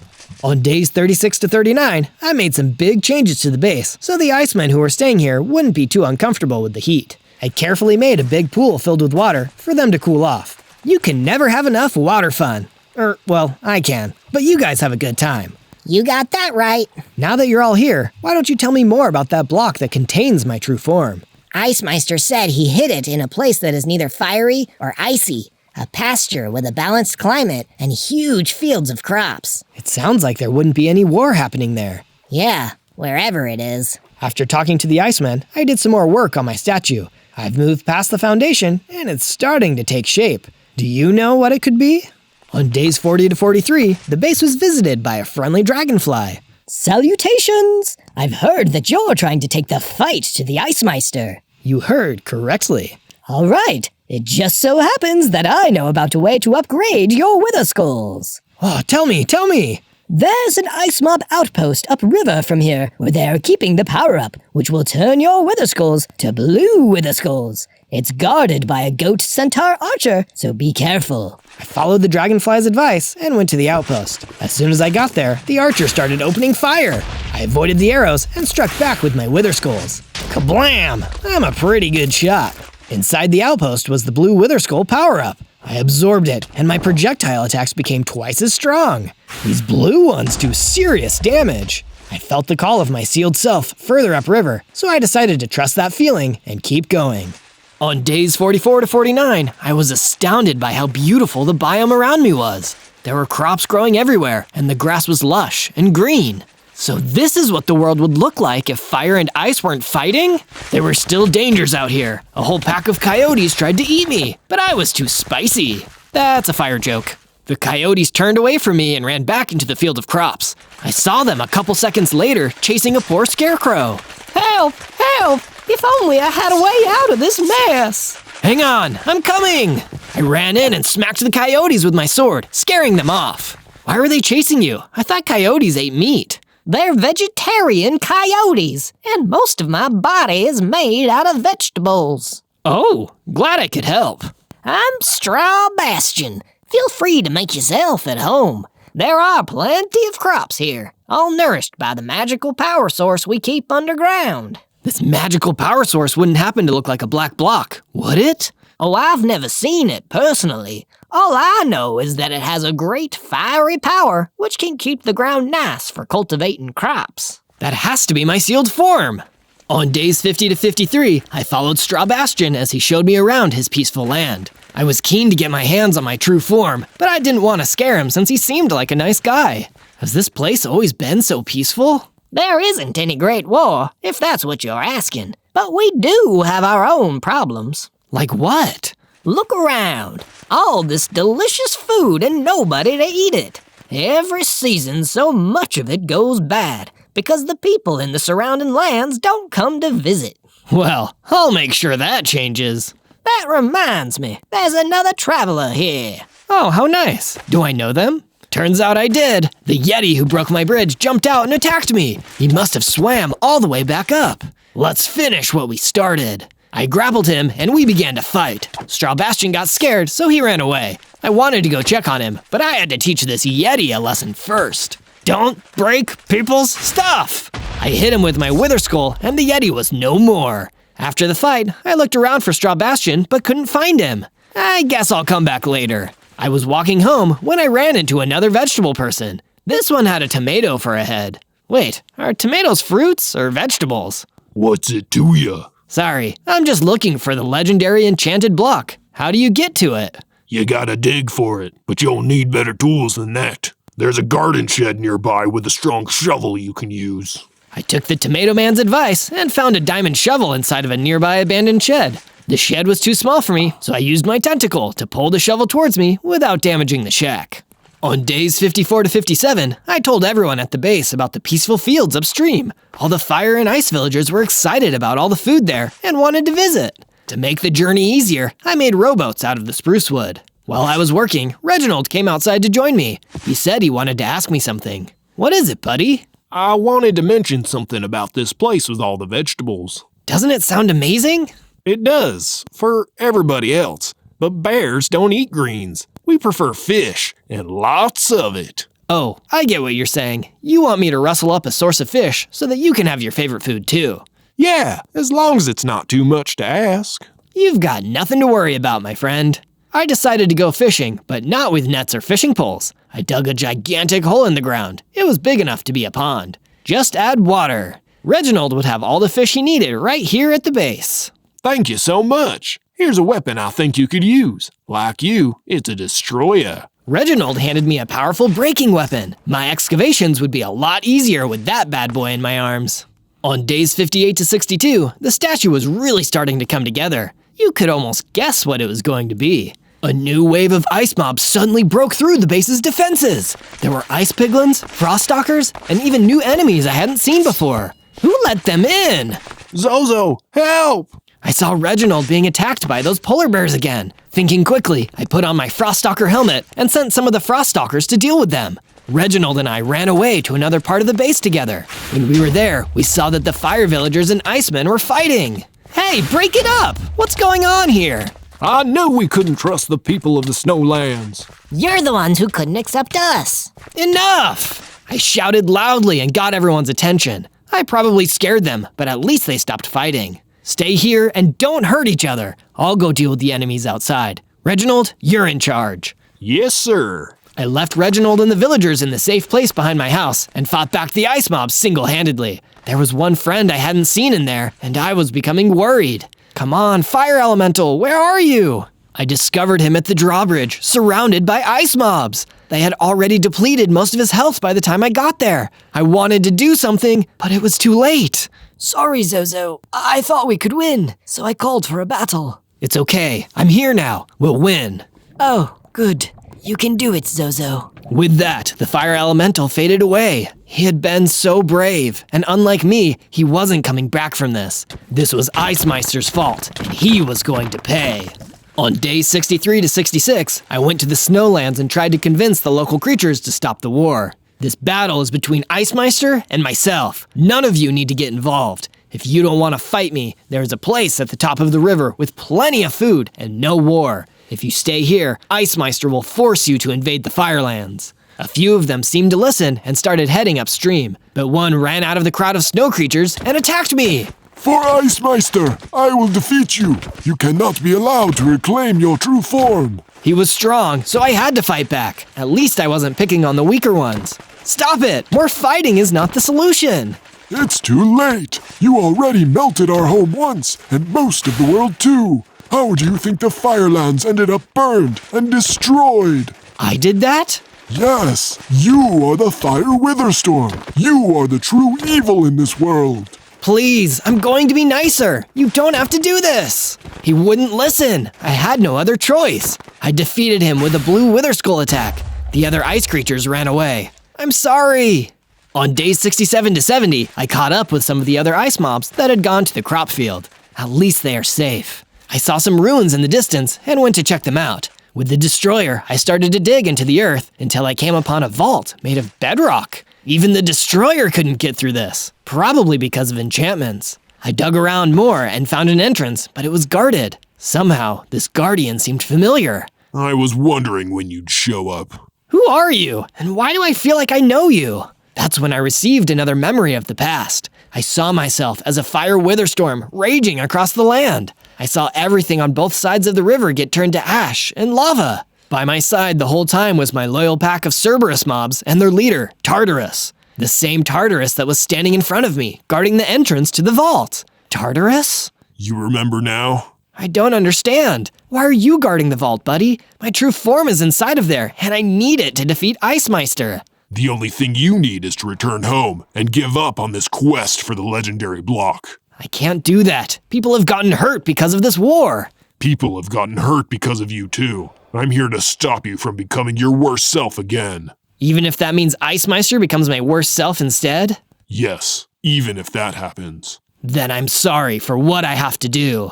As Tartarus and I began to fight, all of his special attacks started to come back to me. I avoided his breath weapon and his breaking claw strikes. I pelted him with wither skulls until we clashed head to head. You were really strong, old friend. Sorry again. I drew the destroyer and swung it at him, but he dodged and ran away. Rather than chase after him, I checked the vault for my sealed form. On days 71 to 74, I entered the room that had haunted my dreams. This was definitely where the block that held my true form had been. I said had been because it wasn't there now. Someone had taken it. I felt its call again from far away and realized immediately what had happened. Tartarus must have been keeping the block in his own inventory. He was really determined to keep me from returning to my full self. He's probably on his way to Icemeister right now to hide the block again. I didn't want to have to fight Tartarus again, but if he was with Icemeister, the two of them would be unbeatable at my current level. Dejected, I left the empty vault behind. On days 75 to 78, I asked the Froststalkers I had recruited during the ice mob attack what they eat. Like Reginald, the Froststalkers ate fish too, so I used the destroyer to make the pond bigger. All of them will have enough to eat now. You've really made this place feel like home for me. Have this. I think it'll help. Reginald gave me a book with an enchantment that could make me take no extra damage from water. Thanks, Reg. This will come in handy next time I cross the river. You're welcome, pal. Well, aren't we awfully buddy-buddy? Oh no, Tartarus! Seems like you have a new best friend. I should have known you'd leave me behind. Tartarus, where is my true form? Doesn't matter. You're not yourself anymore. I'm going to end this bitter memory, once and for all. He lunged forward. I drew the destroyer. Run, Reginald! Be careful, Zozo. The second battle between me and Tartarus began. I could still sense his moves, but he was fighting like I'd never seen him fight before. It took everything I had to keep on fighting, until I struck him down at last. That was a good hit. You weren't totally different after all. Tartarus, why? Listen closely, because I only have time to say this once. I brought Icemeister the legendary block, and he probably still has it. That means I can get it back from him. Yes, but pay attention. That sealed block has had its destructive energy reversed through enchantments. That's why all the plants grew so beautifully in that field above. They are all going to wilt away if you don't put it back. But what about me? My power? Looks like you'll have to make a difficult decision. I wish you luck. Tartarus! Tartarus! Hey, I'll still be there for you. Just absorb me, and I can help. Okay. I absorbed Tartarus and grew even larger. I was close to a full-size WITHERSTORM now. I had 60 hearts and diamond-level durability. Thanks, buddy. I'll never forget my oldest friend. On day 79 to 84, I crossed the river without the bridge because I was too big to get swept up in the current. I took the forest route, saying hello to my friends the Froststalkers along the way. Hello. Oh, hey there. The voice came out of a nearby tree. Or should I say, treant. Whoa, I didn't see you there. Didn't mean to sneak up on ya. I'm the gardener of the field, and I've come to give this Icemeister fella a stern how do you do. How do you do? Doing quite well, thank you. Yourself? I'm actually looking for Icemeister too. Believe it or not, we might be after the same item. You mean the legendary power source that nourishes our crops? Yep, I used to want to have it for a different reason, but I've decided it belongs in that vault where it can help people. I like your thinking. You're not as mean and evil and scary as you look. Thanks, I guess. I traveled together with the gardener until we saw a formidable fortress of snow and ice on the horizon. I suppose that must be Icemeister's place. I would keep walking, but I'm pretty tired. You could say I'm bushed. Same, and I have a feeling that he's not going to make this easy for us to get the block back. How about we return to my base for now and discuss strategy? I like where your head's at, all three of them. On days 85 to 89, I told the gardener of the field everything about my journey so far, including how I used to be a bad guy when I was the ruler of the Firelands, and how I was trying to stop the war. Sounds to me like you've seen and done a lot of things since you first spawned into this world so long ago. Changing into a better person from who you were in the past isn't easy, but that's what growing up is all about. If only I could make Icemeister understand that. I don't think he'll ever forgive me, and that makes me sad. Well, to be honest with you, Icemeister and you might never be friends, but there's a lesson in that. You are a being of pure destruction who brings fire down upon the world, while Icemeister creates snowy landscapes and gives a sense of urgency to all the creatures he meets. You two are polar opposites, and this world needs both of you. Okay, I sorta understand, but how do I stop him from creating war? I just want the mobs to live in peace. I'll let you in on a little secret, Zozo. I was the one who enchanted that block. Wait, you helped seal my powers? Yes, and look how it turned out. Don't you feel free now? I do, actually. Well, there is your answer. Together, we will free Icemeister from his ambitions, and the war will come to an end. I'll enchant a new sealing block, but you'll need to gather the raw materials. Done. On days 90 to 94, I searched high and low for as many emeralds as I could find. After that, I traveled to every village on both sides of the river that would let me in. Sorry, I know I'm scary. Little by little, news spread across the land that I only wanted to trade emeralds for bottles of enchanting. They started treating me like a regular guy, which I really appreciated, even though I was too big to get inside the villages. Throughout my travels, I gathered a whole bunch of bottles of enchantment and returned to the gardener. These will do. Give me a few days and I'll have the seal ready. Awesome! With some of the leftover enchantment bottles, I decided to give myself the fire aspect enchantment. It worked! My wither skulls had turned red and could now catch any enemy that they hit on fire. On days 95 to 97, I completed the statue. It had been a statue of Tartarus all along. I didn't even know that when I started building it, but I guess there are some things you never forget, no matter how much you change. My oldest and most loyal friend would now be remembered as a beautiful statue for all to see, and every time I saw the statue, I would remember him. You've done all right, Zozo. Thank you for remembering me. Tartarus? Yep, it's me. I heard his voice inside of my head. Okay, this is kinda really weird. Don't worry, I won't be doing this all the time. Just wanted to tell you that I'm proud you chose to put the legendary block back where it truly belongs. Well, some things are more important than getting back something you lost, or even being the most powerful fire WITHERSTORM in the world. You'll always be number 1 in my book. Thanks, TARDIS. On day 98, I told the villagers that they could all go home if they wanted to, because very soon, there wouldn't be a war on either side of the river. But this is our home. Oh, right. I guess you fire guys can stay. What about you, Icemen? We're not sure. There were so many great memories in this place. I don't know if we want to leave yet. Oh, stay as long as you like. Well, I'm definitely staying. Of course, Reginald. I wouldn't have it any other way. You're gonna go fight Ice Master soon, aren't you? Yeah, buddy. It sure seems that way.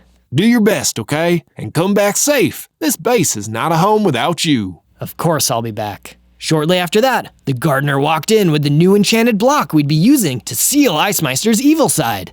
Zozo, my boy, it is time. The sealing block is complete. We're going right now to the fortress of Icemeister. All right, let's go. I said my goodbyes to everyone at the base. This adventure is almost at the most exciting part, so soon I'll be saying goodbye to you too. But don't worry, we'll have lots of other adventures together. Subscribe to the channel and go watch some of my other ones after this. There are so many to enjoy, like the time I spent 100 days as a lava wither. On day 99, the gardener and I returned to the fortress of Icemeister and found that it wasn't guarded at all. Where is everyone?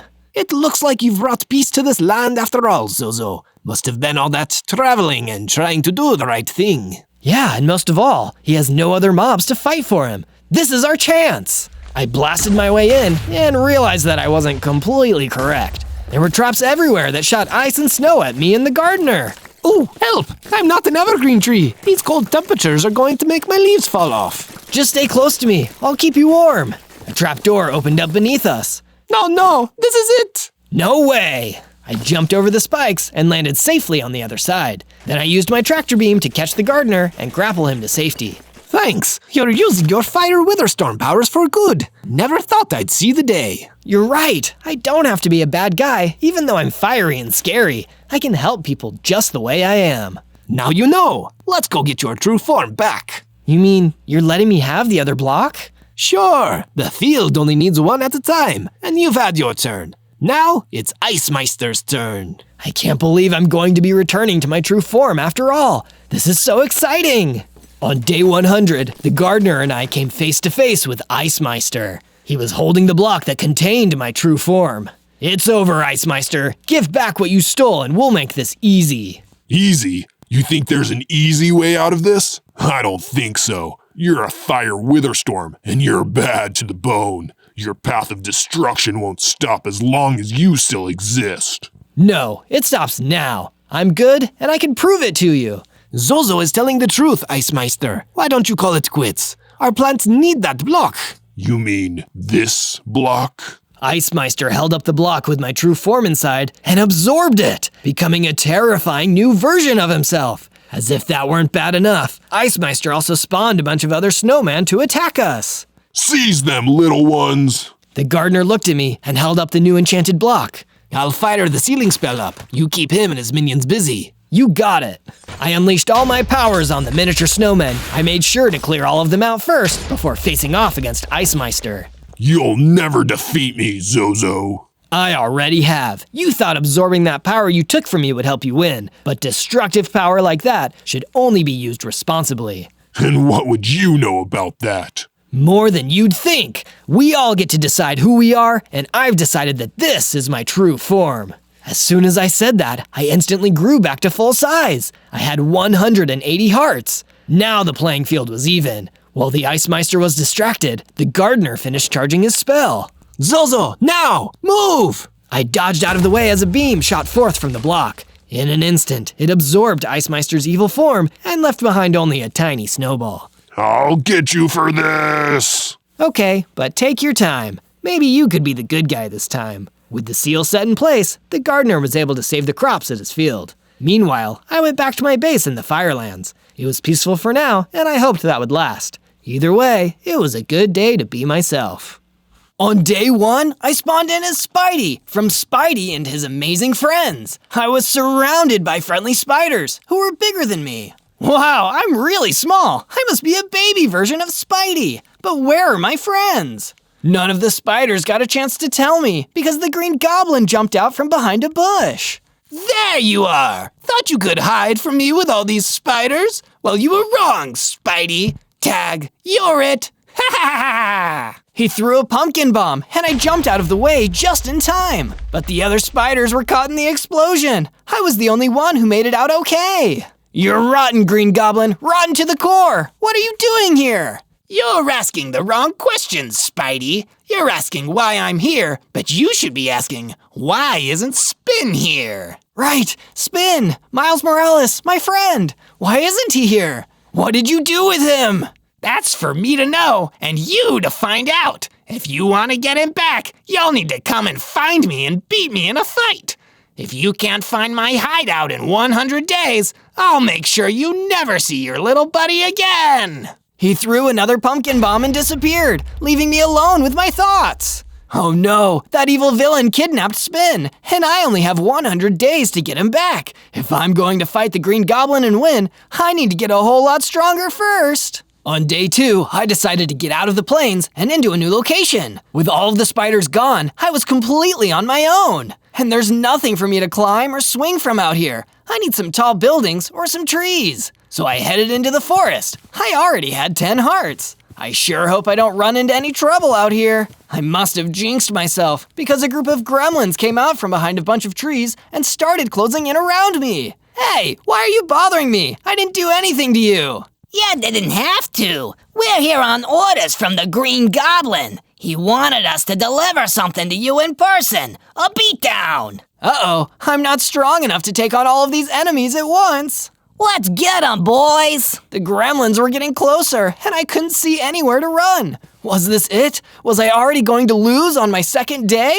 Hey, pick on someone your own size. I looked towards the voice, and I saw a rabbit skiing towards the gremlins. He skied right into them, breaking through the circle, and I was able to run away before they could get to me. When I finally stopped running, I noticed the rabbit was right behind me. Thanks for the help. No problem. I can't stand bullies. My name is Harry. Hi, Harry. I'm Spidey, but you can call me Zozo. On day 3, Harry the skiing rabbit took me back to his home with him in the underground rabbit burrow. It was really nice of him, especially since I didn't have a base of my own yet. Now I have a safe place to rest for a little while where the Green Goblin wouldn't bother me. Thanks, Harry. This is so nice. No problem, Zozo. Hey, there's someone I want you to meet. He knows a lot about the Green Goblin, and I think he can help you out. He took me to the burrow of a Giza rabbit. Hello! I understand you're going up against the Green Goblin. A nasty fellow. Don't I know it? Well, forgive me for saying so, but you won't get far like that. You need some tools, some weapons, and you need to get a whole lot stronger. I know, but where should I start? The forest to the north has lots of wood. Go gather some so you can start making tools. You'll need to be well equipped with the strongest tools you can find, as well as an open heart and an adventurous spirit. It takes a hero to defeat a villain, and if you really try, you can become the hero that takes down the Green Goblin once and for all. That sounded like a whole lot of work, but as I thought about all the spiders the Green Goblin hurt and thought about Spin being held prisoner somewhere, I knew it was worth it. I guess I'd better get right to it then. First things first, I need to go gather that wood. You'd better go with him, Harry. We all need a friend in tough times, and Zozo has quite the journey ahead of him. Okay, let's go, Zozo. On days 4 and 5, Harry and I went out into the northern forest to start gathering wood. There was no time to waste, so I started punching as many trees as I could. After I gathered enough wood, I built a crafting bench and crafted a set of wooden tools. Hooray! Now I can start gathering stone. You're doing awesome so far. Thanks, but I think this is the easy part. It'll only get harder from here. I'll be here to help every step of the way. Every hero needs a sidekick, right? That's true, but enough talking for now. I've got to get enough stone to upgrade my tools. I got to work, and once I had enough stone, I upgraded all of my tools from wooden ones to stone ones. Ready to help me build a base? We need a secret hideout if I'm gonna be a real superhero. Yeah! We started building the base and made sure to add a room for me and another room for Harry so we both had somewhere to sleep. While we were building, a tarantula hawk flew up and started attacking me. What's the big idea? I couldn't let it get me, not when I was finally making progress, and I definitely wouldn't let it hurt Harry. The fight wasn't easy, but I won, and afterward, I felt myself getting stronger. Hey, I gained a heart. You're one step closer to being a superhero. Yeah! On days 6 through 8, I explored more of the forest. I wanted to see what other resources I could use to build my base, or if there was any useful item someone might have dropped. As I was getting ready to pick some apples from a tree, I heard someone yelling. Help! Somebody, help! Sounds like someone needs a hero. I ran toward the sound of the voice, and I saw a raccoon being attacked by a pack of wolves. Don't worry, I'll help you. I'm your friendly neighborhood Zozo. As soon as the wolves saw me coming, they left the raccoon alone and ran at me. They snapped their jaws, trying to bite me and scratch me with their claws. But I dodged their attacks, and I hit them back with my stone sword. Ha! You're no match for me. I'm getting pretty good at this fighting to defend the innocent thing. After a while, I tired them out, and the wolves ran off and left me and the raccoon alone. Thank you so much. You saved my life. No problem. I'm Zozo. My name is May. I'm sorry to bother you, but you're such a strong fighter. Would you help me with something else? Helping is what I do. I'm so glad. Then please, come with me to the swamp. There's a nasty bad guy there I need help with. Lead the way. On days 9 and 10, May led me to the swamp to help deal with her problem. So, what's the deal with this swamp? I was staying here when this big, mean ogre came in and started stomping around and telling me to get out. He broke my house apart and told me that this was his swamp now and I needed to get out. But all of my things are still here, and I don't want to just abandon them. Oh, geez, that does sound like a lot of trouble. I'll do whatever I can to help. Thank you so much. I'm so glad I found you. What are you doing in my swamp? The ogre jumped out, roaring and running right at us. He was much bigger than me, but I couldn't back down. I drew my sword and got ready to fight him. This isn't your swamp. You can't just kick people out. I can do whatever I want. I'm the biggest, baddest ogre in the swamp, which means it all belongs to me. You can't take things from people just because you're bigger and stronger. Who's gonna stop me? Me! I ran at him with my sword, but he grabbed me and lifted me into the air. Then he threw me. I landed hard and got the wind knocked out of me. Uh-oh, he might be too strong. He was getting ready to grab me again, and I swiped at him with my sword. He knocked the sword out of my hand, and it went flying.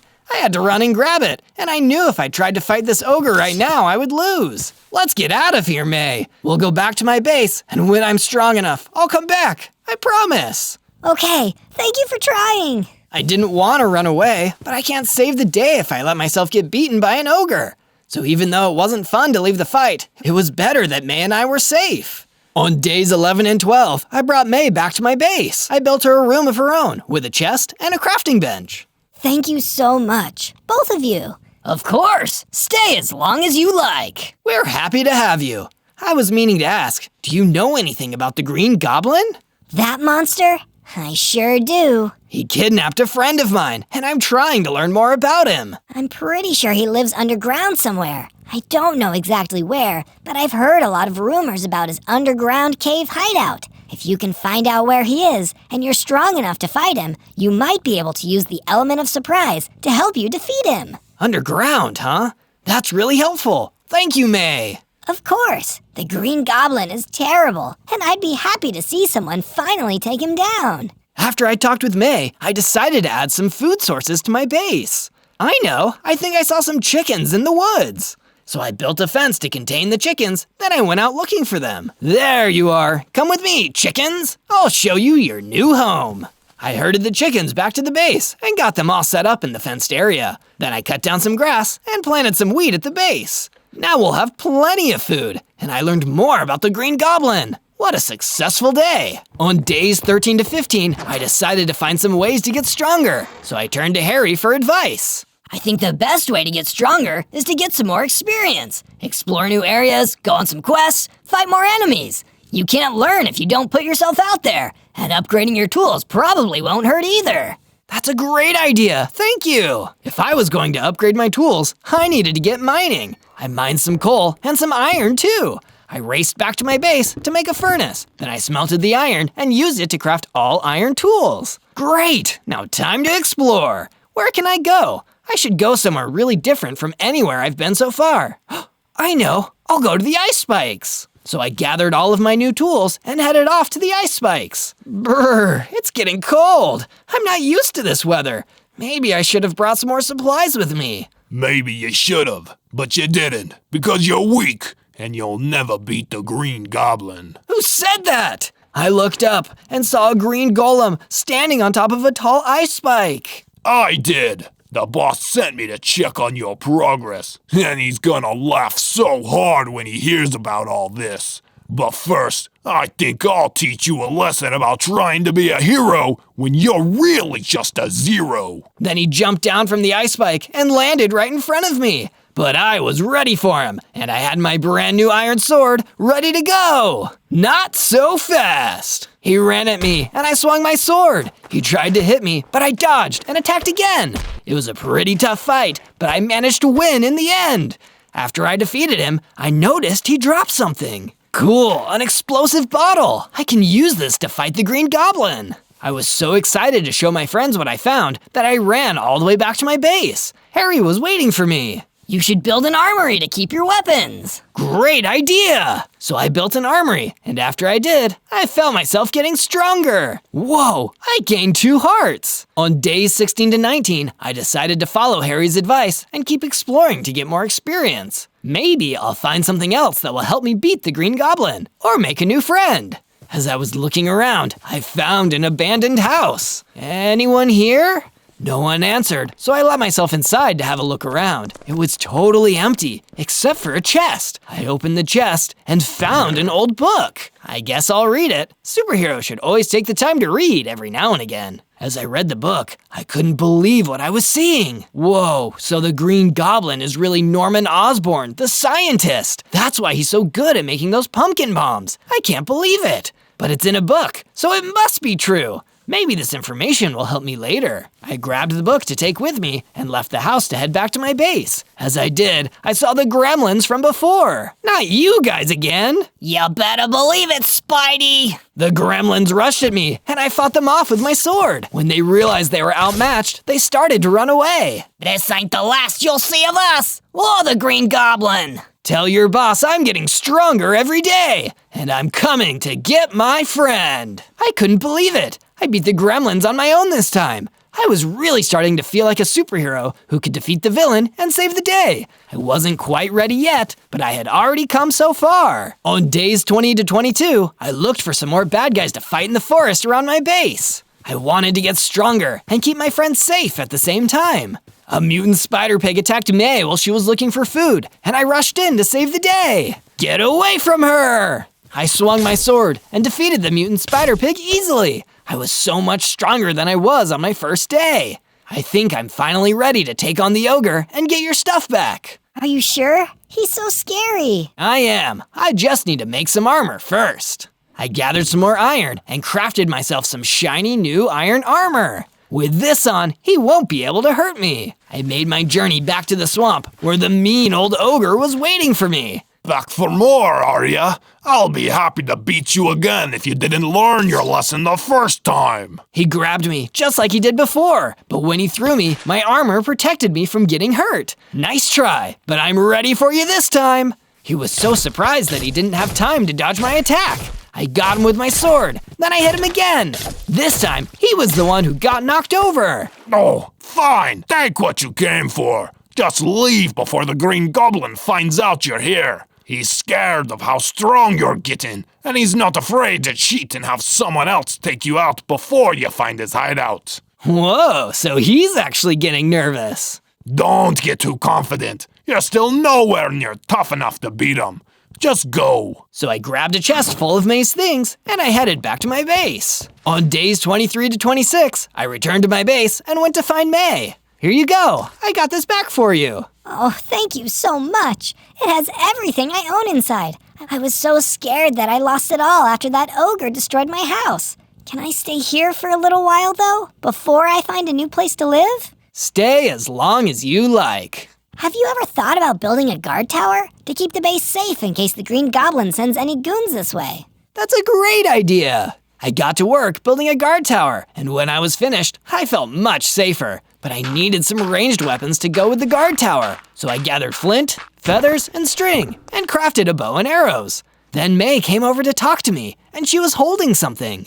I found this in my chest of items, and I wanted to give it to you. My way of saying thanks for all of your help. What is it? A newspaper. It's enchanted. I think it might be useful for you. Whoa, thank you so much! With my enchanted newspaper, my new guard tower, and my bow and arrow, I was feeling more prepared than ever. On days 27 to 31, I decided to get back to exploring and looking for new ways to get stronger. I hiked out to the Badlands to see what I could find. While I was exploring, I saw some tarantulas stuck in a hole. I'll get you guys out of there, just hold on. I helped them all climb out, and then I sent them back to my base so they would have a safe place to stay for a while. Spiders have to stick together. After I helped the tarantulas, I looked around the Badlands some more. There weren't any enemies to fight, but there was a lot of terracotta. This looks cool. I'll gather some for my base. I got as much terracotta as I could take with me and went back to my base to decorate with it. I worked hard on creating a beautiful terracotta floor in my room, and when it was finished, I kicked back and ate a snack, but I couldn't rest for very long. Zozo, I need your help. I sprung into action. What's wrong? There's trouble in the rabbit burrow. We have to go help them. Let's go. On days 32 to 35, Harry and I went back to the underground rabbit burrow to check things out and help save the rabbits there. When we got there, we saw a bunch of the Green Goblin's gremlins attacking and throwing pumpkin bombs. They were destroying everything. Not so fast. Don't worry, rabbits. Your friendly neighborhood Spidey Zozo is here to help. What are you gonna do about it? I drew my sword. Remember this? They looked pretty nervous, and I started slashing left and right, taking down as many gremlins as I could. I thought I'd beaten all of them, but there was one more hiding behind a nearby wall. Before I could get to him, he pulled out another pumpkin bomb and threw it right at the geezer rabbit who helped me before. No! But it was too late. The gremlin blew him up. You'll pay for this! I took down the last gremlin fast, but I didn't feel any better. I was so upset about the geezer rabbit. It's not your fault. It's the Green Goblin. He did this. You're right, Harry, and we're gonna make sure he never hurts anyone else again. On days 36 to 39, I decided to head to the beach and see if I could find anything useful there. I needed all the strength and weapons I could get if I was going to beat the Green Goblin before he could strike again. Are there any heroes out here? Please, I need help. A hero? That's me. Who said that? I can help. Me. I looked over and I saw a walrus sitting on the sand. What's wrong? Out there in the water is my favorite rock to sit on when I want to catch a few rays. But when I try to sit there now, there's a mean octopus who keeps attacking me and trying to pull me into the water. That's not very nice. You wait here, friend. I'll go teach that octopus some manners. Be careful, he's very smart. It's okay. I'm pretty smart too. I swam out to the walrus's favorite rock and waited for the octopus to try and mess with me. Wow, what a nice rock. I sure hope no one tries to pull me into the water. But I did hope someone would try, and I was ready. I didn't think I could fight in the water while trying to swim at the same time, so I would have to be able to fight from a distance. Good thing I crafted a ranged weapon. I grabbed my bow and arrow and waited. Sure enough, that pesky octopus showed up and tried to grab me. Before he could, I fired my arrow at him. A direct hit! He tried to grab me again, so I fired a few more arrows for good measure until I was sure I had won. Then I swam back to the shore to give the walrus the good news. Thank you so much. Are you the hero that's trying to take on the Green Goblin? I sure am. Well, here's some advice. I heard he's strong, but not very fast. That's why he throws those pumpkin bombs. If you can avoid his bombs, it'll be easier to get him. Thanks so much. I'll remember that. On days 40 to 43, I returned home to my base. It was looking a little bit dull, so I decided to spruce up the place with some torches for extra light and to keep any zombies away. As I was finishing up, Harry came to see me. Say, this looks great! Thanks. Do you think we could make room for some more guests to stay here? I've met some squirrels in the woods who said the Green Goblin blew up the tree they were living in. I thought maybe we could help them out. Sure, the more the merrier. Hey, let's build them a treehouse. Then they'll feel right at home. Harry and I got to work, and before long, we built a great treehouse for the squirrels to live in. Then Harry went to get the squirrels and show them their new home. It felt good to help more people in need. It was a nice reminder that being a hero isn't just about beating bad guys, it's about helping those who need it. The tarantulas came to see me after I finished the treehouse, and then they told me that they heard a rumor about some baby spiders that were being held prisoner in a nearby cave. Well, I couldn't let that happen. I promised them I would go over there and rescue those baby spiders. On days 44 to 49, I traveled to the cave the tarantulas told me about to save those poor kidnapped baby spiders. When I got there, I couldn't see any baby spiders anywhere. I looked all over the place, but there weren't any spiders in that cave. Huh, that's weird. You fell for my trap, Spidey. Ha ha ha ha ha! The Green Goblin jumped out from behind a rock. There aren't any baby spiders here. It was a lie. But I knew that would get you to come here. Poor little hero with no one to save. Too bad, so sad. You're scum, Green Goblin. Oh, you wound me! You're running out of time, Spidey. Too bad you won't be able to save your buddy Spin before I blow him up. And when I'm done, I'll go to your base in the forest and blow that up too. That's right, I know where you've been hiding. Why are you doing this? Because I can. Wish I could stay and chat, but I've gotta run. I'll leave you with some company though. Oh, minion! A huge earth elemental came into the cave. Bye, Spidey! The Green Goblin ran away and disappeared, leaving me alone with the earth elemental. He looked pretty tough. Uh-oh. I had no choice. If I wanted to get out of there and get back to my base, I was gonna have to fight him. On days 50 to 53, I did my best to fight the earth elemental. He was a lot bigger than me, but I wasn't about to back down or let myself get scared.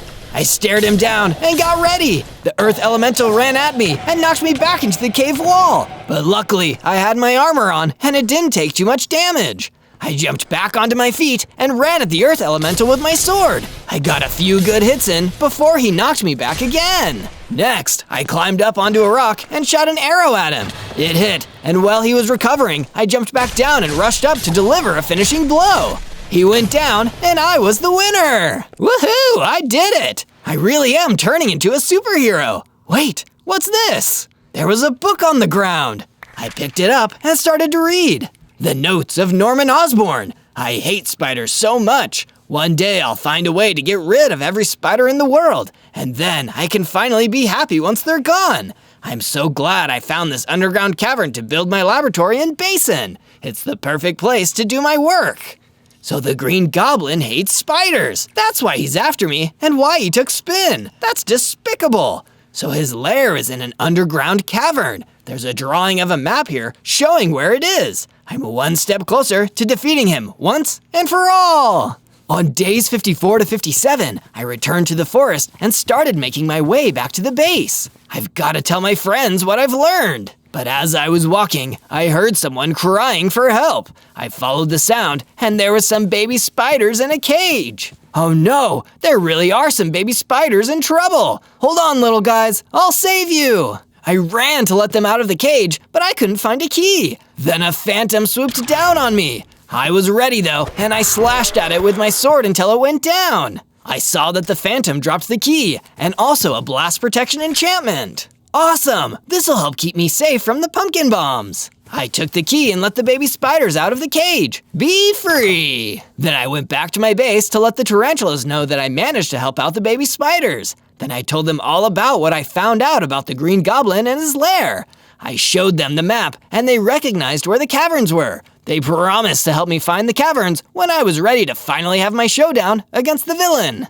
On days 58 to 62, I decided to plant some more crops so that we could have more food at the base. I went into the forest and gathered melons, then planted a bunch of melon seeds next to my wheat. Next, I decided it was finally time to upgrade my gear again. I went back down into the mine where I found my iron and started looking for some diamonds. It took a while and a lot of hard work, but finally I found some. Sweet! Time to craft some diamond gear. I was able to use the new materials to craft a diamond sword. After that was done, I expanded the base and added some more rooms, including a bedroom for Spin. After all, he's gonna need somewhere to stay when I finally rescue him. On days 63 to 66, the squirrels came up to talk to me. They told me that I might be able to find some useful materials at the stone shores. So naturally, I decided to head out there and see what I could find. When I arrived there, I couldn't see much of anything that would help me beat the Green Goblin. I was starting to feel discouraged. Then, I saw a stone monster coming toward me. Oh no, I guess I have to fight this guy now. But to my surprise, he didn't want to fight. He just wanted my help getting rid of a mean mutant creeper that took over the cove and killed his uncle, Ben. I'm so sorry that happened. Of course I'll help. I asked him to show me where he last saw the mutant creeper, and he pointed me in the right direction. A hero's work is never done. I guess with great power comes great responsibility, but I'm ready for it anyway. On day 67 to 70, I traveled to the part of the cove that the mutant creeper had taken over. I could get more fighting experience and help someone at the same time. Just another day of being a superhero. Come on out, you mean mutant creeper. I'm here to dispense some justice. As soon as it heard me, the mutant creeper came out of hiding and rushed at me to attack. It came at me and started hitting me, but I countered with my sword and my armor protected me from the damage. I knew I had to defeat it before it had a chance to charge up or explode. So I had to work fast, faster than I ever had before in a fight. It was hard, but I managed to take down the mutant creeper before it could blow up. Whew, that was a close one. Then I went back to the stone monster. That mutant creeper won't be bothering you ever again. All in a day's work for an up-and-coming superhero. On day 71 to 74, I traveled to the desert to gather some sandstone. As I was walking, I noticed an unusual rock formation. It spelled out, if you're enjoying this adventure, find more Zozo videos by searching for ZO, and don't forget to like and subscribe. Wow, nature really is amazing. Now back to what I was doing. Having a nice little desert stroll, eh, Spidey? The Green Goblin suddenly appeared. I wasn't expecting to fight you so soon, but I guess there's no time like the present. Watching you lose will be a gift. I drew my sword and got ready to fight. The Green Goblin tossed a pumpkin bomb at me, and I had to dodge, but I got caught in the blast. Ouch! I lost a few hearts. I hate to admit it, but I'm still not strong enough. I need to get out of here. So that I would live to fight another day, I ran away as fast as I could before he could attack again. That was a close one. On day 75 to 78, I ran back to my base with some of the stone I managed to gather before the Green Goblin attacked me. I built a stone wall around the whole base. Awesome, this is looking great. At least something good came out of my trip to the desert. When I finished building the wall, Harry the Rabbit came up to me. Zozo, I found something, and I wanted to give it to you as a present. Thanks for everything you've done for me. You're a great friend and a real hero. Here you go. It's a cobweb. Whoa, thanks! I took the cobweb and it reminded me of my Spidey strength and everything I had accomplished so far. I felt myself growing bigger and I gained 3 more hearts. On days 79 to 84, I decided to try out my new strength and bigger size by fighting some bad guys. If I wanted to push myself, a good way to do that would be to fight in the cold. So I went out to the snowy tundra to look for some mobs I could fight to keep everyone a little bit safer. I didn't have to look for very long before I found some gremlins bullying a snowy goat. Hey, stop that! Who's gonna stop us? Me! Oh yeah, we're so scared. They didn't know how much stronger I was, so they weren't ready for how much better I was at fighting. It didn't take long before I beat them. I asked the snowy goat if he wanted to come back to my base and stay there for a while. No thanks, I'm good. Could you walk me home though? It's just near here. Sure. So I walked with the snowy goat until we reached his house. You seem like a nice kid. Here, take this. Maybe it'll be of some use to you. Then he gave me a vine lasso. This is great, thanks. Now I can attack the Green Goblin from a distance. Saving people is its own reward, but it's also pretty nice to get a gift every now and then. On days 85 to 89, I went back to my base. When I got there, I saw there were gremlins attacking. Let's burn this place down before Spidey gets back. Too late! I'm already here! Uh-oh. The gremlins ran away, but I chased after them. Hey, I've gotten faster! Before too long, I had almost caught up to them, but I was stopped by the Ragnarok. Please help. Those nasty gremlins stole my falconry hood. I need it for my favorite eagle. Don't worry, I'll get it back for you. Using my newly increased speed, I chased after the gremlins and caught up to them. Once I did, I beat them quickly and grabbed the falconry hood to take back to the Ragnarok. Here you go. Thank you so much. It's what I do. On days 90 to 94, I followed the gremlin footprints into the deep forest. This must be where they were hiding out before they attacked my base. Oh look, it's Spidey. Come to lose another fight. There was a gremlin chef waiting for me. Do I know you? No, but you should. I'm the Green Goblin's top henchman, the guy who handles all of his biggest problems. And you're a pretty big problem, a bug that needs to be squashed. He looked pretty tough, but I wasn't about to back down from this fight. I had to prove that I could take on the Green Goblin, so I needed to beat his right-hand man first. Let's do this! On days 95 to 97, I fought as hard as I could against the Gremlin Chef. At first, it was not going very well. He was dodging all of my attacks, one after another. Man, this guy's tough. Might as well give up now, Spidey. You'll never beat me, and you'll never beat the Green Goblin. But I thought about Spin and everyone else who the Green Goblin was putting in danger, and I knew I couldn't give up. I grabbed the vine lasso and threw it at the Gremlin Chef. It caught him. I was able to get him still enough to land a hit, and then the fight started to turn around. Finally, I knocked him down for good. As I was getting ready to leave, I noticed that he dropped something on the ground. Cave centipede leggings. I decided to put them on and see what they would do. I went back to my base and realized I could now climb up walls. This is perfect. I'll be able to use this to avoid the Green Goblin's pumpkin bombs and be faster than him. This is just what I needed. On day 98, I was back at my base and practicing climbing walls with my new cave centipede leggings. When I stopped to take a break, Harry came up to talk to me. I just wanted to say, you've turned into an amazing hero, Zozo. I'm so glad I met you. If anyone can beat the Green Goblin, it's you.